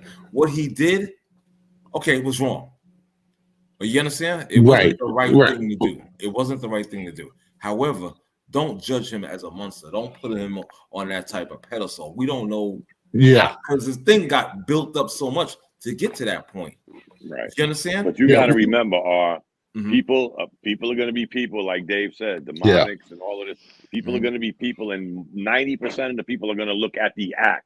Right. Of course. That's all they're going to know. Like Dave said. Now, again, in a 10-year period, as Dave would say, there was an escape door somewhere. Right. Either side decided to use that escape door. Let's just, without picking sides, nobody took that door Dave is talking about. Right. Nobody did. It's on both sides, actually. Right. Now we got one of them could have moved. Like R saying that. Now we got that guy with a firearm. Right. And now it's like there's no door no more, Dave. Exactly. There's no door, and you have somebody that feels that they have no options. When he went, was saying this, I don't know this guy from Adam's house yet. Yeah. But when he went down there and he had a pistol, this was not going to end well. No. Let's just be real. Absolutely. Me personally, knowing defense and knowing weapons, when the guy put the scissors, he was getting smoked right there. Because now I got least, because guess what, Dave? There go that door. Right. Like the door Dave's talking about, but that's there's right. that door. That was the moment. This dude opened that door when he put that scissor on me. That's the wrong time, man. Like, but when you start blowing shots and then you shoot the kid, you got to understand. We may love this guy, but people are going to look at this as I get it, but I get it. The video doesn't look good, but I also think that in that moment, the kid ran in his direction. So we call him a kid, but he's like 27 years old. But God. He ran, I think, because he was next to his father, and he sees his father get shot, and he didn't run at the guy. He looked like he was trying to run away, but he ran in the direction of Jason instead of the other way because he was facing.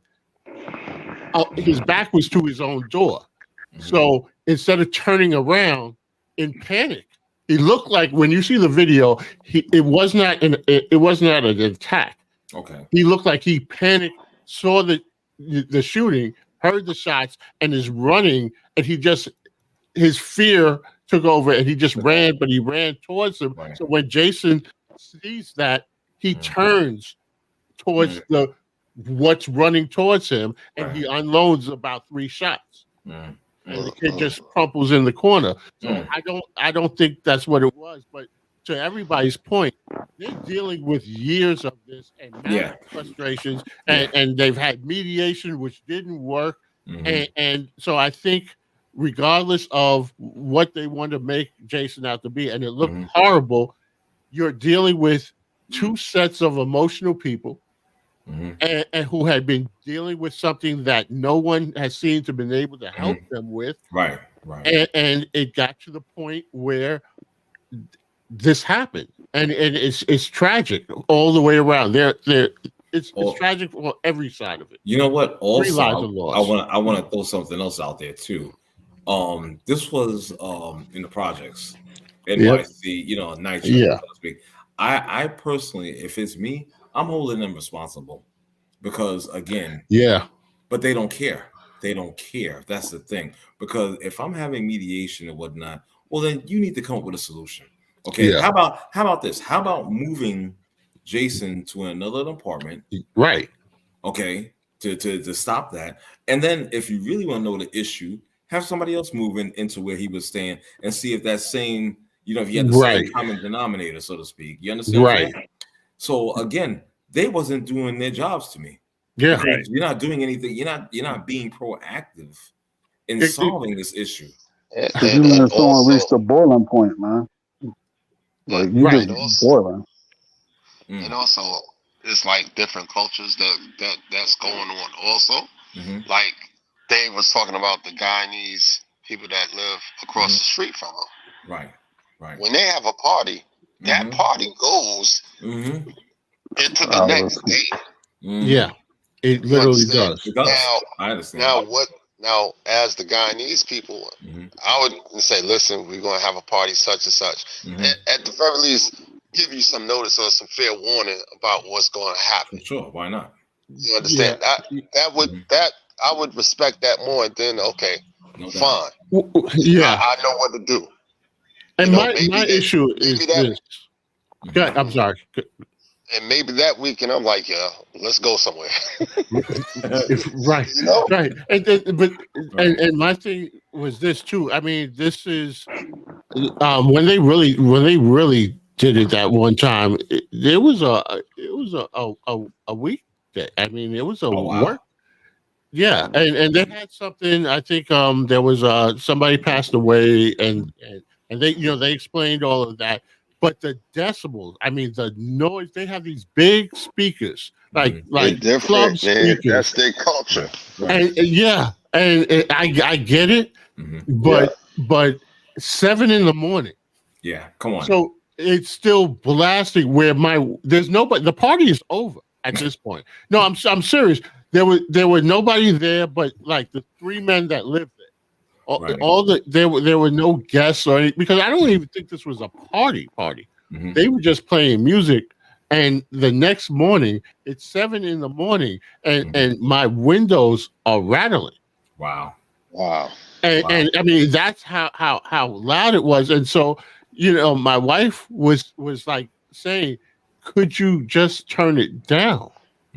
Right. And they couldn't understand. They were a little inebriated, of course. And so first my wife is like, going across the street, and she's yelling into the yard for somebody, because there was nobody in the yard.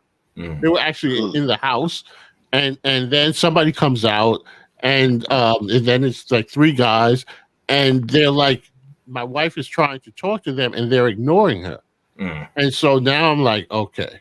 So I go across the street, and then when they see me, then their demeanor changed. Of course. This goes down to what I'm saying. Guyanese men, they have a thing about women telling them stuff. Exactly. You understand? You understand? So if you don't know the culture, and I'm not saying it's right. Right. You understand? No disrespect to the wife or anything like that. No, but I understood what time it was with that. Sure. Right. They were not going to respond to a woman's voice. Right. And then when I went over there, then they're telling me, "Oh, we're going to have another party. You guys should come." And you know, and you know, they were like, "Oh, things over." Yeah, right. But you know, I'm not going to be a part of that because then it looks like I'm co-signing on that behavior. Right. But you know, the whole neighborhood has complained. I've had people that live 3 blocks away that have said, you know, we hear it. Mm-hmm. Yeah. Yeah, I mean, it's really loud. And then, of course, you call the police. They go by there, they turn the music down, and then they turn it back up. Yeah, right. You know, so it's like, okay, I get it. You know, you could have a house party, you know, backyard party in the summertime, and you know, once a year, twice a year, maybe, you know, and everybody says, okay, we can live with that. Yeah, but just make sure it's on the weekend. Yes, yeah, but not on a, you know, I got to get up in the morning and go to work or whatever, and this thing is blasted. Wow. I mean, it's ridiculous levels. For sure. And we have what we call here. Y'all probably have it too. Here where I live, we have a noise ordinance. Noise ordinance, yeah. They have it. And my neighbor had a Halloween party Saturday where they get together. A whole bunch of people come together. Of course, they're drinking, but they're eating, playing music. After they hand out the candy to the kids, like we never celebrate Halloween on Halloween unless it's on the weekend. It's always going to be that Saturday. Right. It's like 10 o'clock. I mean, they're jamming. I'm thinking, well, you know, it's not 11. Plus, I know them. I come to find out today that my other neighbor across from me, Wayne, was like, damn, they shut Ray's party down at 10:30. Said the music was too loud, and I'm like 10:30. I mean, again, to know Ray is to, you know, like really 10:30. The party starts in New York at 10:30. I give it. Yeah. Again, here it can't be after 11 or before 7, like 11 at night or before 7 in the morning. Right. That's your window. Yeah. Okay. But somebody called the cop. I mean, again, like I know this guy. He's my neighbor. I'm like, Ray. Yeah. You know, fucking guy works at the morgue at Fort Bragg. I mean, it's crazy. It's like if these people had gone to 2 a.m, you know, I would have been okay with that. Okay, I still could get in some sleep in there, you know, but this thing to be blasting, there were no guests there on this particular. There were no guests. It was an empty yard. They just have this speaker, this huge speaker in the yard, propped up there. Yard. Yeah, and so it's blasting it, you know, as if, you know, I want to hear this. And listen, it was testing it out. I make it cancel. And this is the part where we get canceled. But you know, again, listen, if it was like some R&B, some club music or something like that, but you know, you got those songs that sound like nails on the chalkboard and it's the screeching. You know, it's always that like the same. Is it one woman that sings on every song and everything is? And I'm like, what the hell is that? Wait, did you have that horn? No, they didn't do that one. She provided her own. I mean, it's got to be the same woman. She must the royalty. She must get. She's on every song. He just got a speaker in the yard, Dave. Yeah, it's a huge like club speaker. Wow. And it's just blasting this music out to the neighborhood. And every song it's that whining type of singing, and you know what I'm talking about, and it's not in English, so it's a whole there are a whole lot of problems I have with it. You know, I mean, I remember one time when I was in Brooklyn and new neighbors moved in behind us. They had a party, right? But it was like a club. I mean, they were jamming. This was the 90s, and we were sitting up there. Yeah, we couldn't sleep, but we were like almost dancing in our like we were doing. They were rocking, and so we didn't mind it. It was like, they brought the club, you know, right to us. Exactly. This is some international stuff. That's hilarious, bro. But I mean, I'm calling the cops after you got to 12 o'clock. After that, I'm calling the cops. I got to sleep. I'm sorry. There you go. A few neighbors did, and we talked about it the next day. I'm sure. I'm the goddamn Grinch. I'm calling the cops. I hate to be Jason, but I might have had to put some holes in that speaker. Yeah. Let me tell you something. I'm just saying, without hurting nobody. I remember those. You know what do they call them? The laws. You know, you put it those What's that? Those rocket launchers that the smaller ones though that you can carry it and so I really wanted to get one and aim it right at that speaker. And on that, you get it. As you say, we're gonna get canceled. Just take your pistol. Take a pistol. Take one of your. Everybody got pillows on their couch, right? Yeah. Take your pistol. Bro. Hold it here with the pillow, and just walk by the speaker. Nobody will hear it. Yeah. Oh, now the speaker's gone. Yeah. I'm telling you. You're right. I was tempted. I wanted to take that speaker out. I know that. Yep. I mean, it's hard to buy a silencer. They're like illegal. You talking about getting a goddamn RPG, yo. You want to use an RPG on that shit, man. Yeah. You want to go straight Call of Duty on that shit. So much, guys. 100%. 100%. Again, I hate to sound like, the movie Taken, but I've acquired some special skills. That speaker gotta go. Oh, yeah. And it's sitting right up there. It's like looking at me like, hit me. Like do something. Yeah, do something. The speaker, I can see it. I can stand on my steps. It's like diagonally across from my house. I can stand on there, and I bet I can hit it. I really. And to Dave's point, before you get upset, to Dave's point, the speaker don't know where the exit is. Right. There we go. That's right. Speaker to find the exit. That's right. I'm shutting down. Gotta go. It's gotta go. I'm shutting down.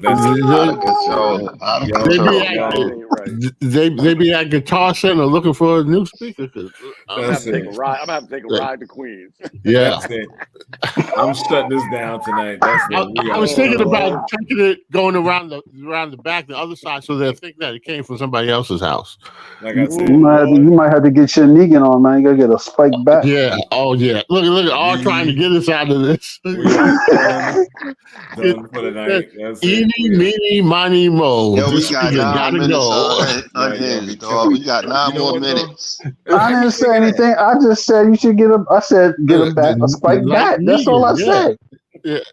You can do the whole speech. You can talk to the speaker like Negan did. Yep. Oh my god. Yeah. Yep. Exactly. You know it's bad when I have to. Did you say Negan? Yep. Yep. It's a Negan. Yep. Walking Dead. What is going on? I think honestly, next week we should talk about OnlyFans and women. Oh. What you talking about? The whole Joe Smith madness? Wait. I missed that. I got a comment on that one. Okay. Joe Smith's wife. Through extensive research back in the day, she was not built like that. No. Okay. Really? Wait, what type of extension research you did? Hey. I missed the subject. What did you say? OnlyFans and these women. There's what Joe Smith, who used to play for the Warriors. Yes. His wife name is Keisha Chavis. His wife. He was upset. His wife has an OnlyFans page in which she is. Yeah. So we're gonna get a little. So my research. You reactivated your account. So the name she performed under, Yasmin Davis. How do you know all this, by the way? Hey, extensive research, man. No? You got a special set of skills too, I have a special set of skills too, Like, you on that?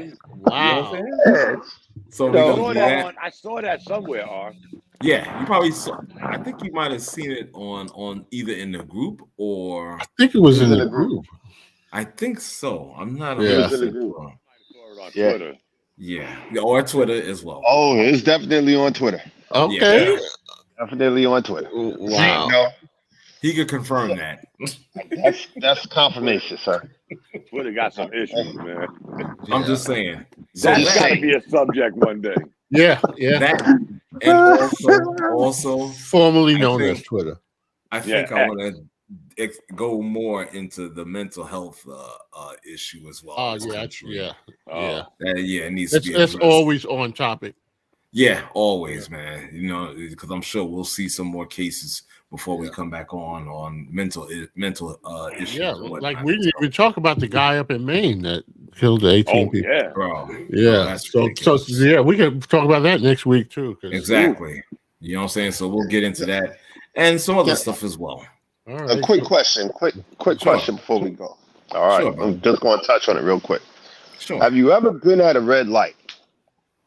He's trying to get these last 6 minutes in. Yeah. Have you ever been at a red light and just sit there and the light turns green? As soon as the light turns green, they blow the horn. Yes. I hate that. Yes. I will put my car in park. Bro, can I say something about that? Yes, because I drive all the time. I do on average 700 miles a week. So for 12 years. So I've experienced that shit so much. I don't even react to the shit anymore. Yeah, I feel you. Yeah, I just throw my hands up. Whatever. Yeah. Well, I'll just sit there. I'm like, I ain't going nowhere. Exactly. Yeah. Right. Exactly. That's what I'm saying. I put my car in park. Yeah.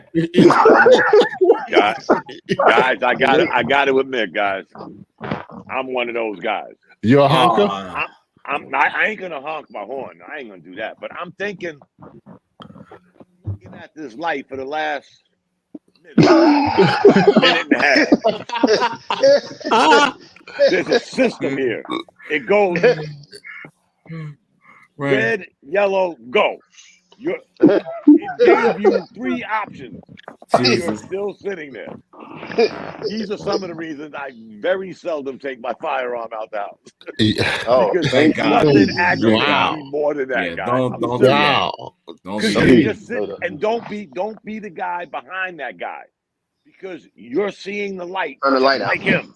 Yeah, and you're like, in today's society, it's kind of scary to just beep your horn. Like, maybe you don't. Right. You gotta be beep careful. the horn, you might start some shit. So you're sitting there. Be careful. You gotta be careful. So how much time do you give them?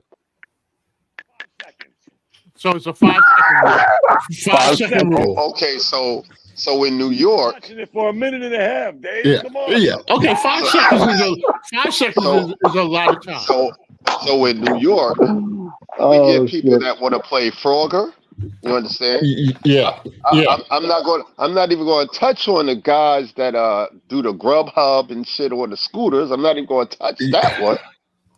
You don't go on green for a reason. Yeah. Because as soon as the light turns green, you go. That's when you go. If you're on the phone with somebody, maybe I'm a little bizarre, but if you're on the phone with somebody and they say, "Oh man, I got a call," I have a 30-second rule. Yeah. Come back in 30 seconds. Right. Guess what? Right. Hang it up. I'm not going to sit there all day. Yeah. Yeah. My number. Okay. I just think I think like you do. Yeah. Green means go, but so does red for some people in New York. Right. So if you're sitting at the light and it changes, there's still that 1 or 2 cars or people that are still pedestrians are still crossing. Yes. That's the thing. Sometimes you can't. Yes. You don't see what this is. You gotta take them out. Wipe them out. Sacrifice. Yeah. I had somebody ask me before we go. Shouldn't have been walking. Tom, you got that 30-second rule when somebody says, "Can you hold on?" Right. Do you actually? Yes. Yeah. But 30 seconds is a long time. See, half a minute. It all depends on who's on the phone. You know what's funny? I guess in 28, and I'm like 28. Shit, you put me on hold. You got 6 seconds, yo. You know what's back funny? in 6 seconds. I'm hanging up. You know what I see? You just made a point about pedestrians crossing late and all that stuff. I see. Here's my thing, and maybe I'm a little bit mean, but what do you call it? One time, one time I was in a taxi and whatnot, You were in the Uber that they sent you. No. I was actually in the taxi, and this is like I was coming back from Pathmark, and we had the right of way and whatnot. Yeah, but this guy was on his cell phone walking in the crosswalk. Yeah. So I was like, I said to the guy, I said, I will give you $250 if you just hit him. Just tap him. Just tap him. What the hell is wrong with you, man? This is we're all grown men. I said, just tap him, just to surprise him or whatnot, just to make him realize that you don't have the right of way, pedestrian. You should, instead of looking in your phone, you should be looking up. I know I gotta keep an eye out for you. We're all grown men on this line. We understand that every day, during a day, 8 to 10 hours, a lesson will be taught. Yes. Every day, there's a lesson that will be taught. Yes. So if somebody got to get hit because they walking through the pedestrian on green, that's the lesson for today. That's today's lesson. Oh, you're wild, waiting on the other side of the street. Wait, because what I do in my job, this is what I do in my job. So those black tubes that you see that go across streets? Yeah. That's what I do. I put those down. So I want to make sure, I want to know where all y'all at. So when we make this down, so one of y'all run me the fuck over, yo. When you get to 29, you better have written out your will at the same time. Yeah, because there ain't no cops or none of that. We ain't got no protection. We out there putting them shits down. Yeah. No protection though. That's what I do. I've been 12 years I've been doing. We went over a million different subjects. We went over a million different subjects tonight. So we must end the show with a lesson is taught. That's to the people. That's today's takeaway. Yep. When the light is green, you don't move. That's right. You do move. Once again. That's right. It's like they say, you're gonna learn today. You're gonna learn today. That's again, I've been sitting here for a minute and a half waiting for that light to change. Yep. Guys, out of control, though. It's been a hell of a run, a hell of a show tonight, guys. Thank you again. Dom, David, Bishop, Reg, Ronan, thanks for joining us. Yeah. Guys, people watching, thanks for the support. Hey, listen, also, guys, share for those that watched, the few that dared put up with us, whatnot. Comment, like, share what you like, what you don't like, what topics you need us to talk about. We'll get into it. We're not just sports. We are Untitled. So with that being said, blessings to all. See you next week, 8 p.m. That's it. Peace. Peace. All right, fellas. Peace out.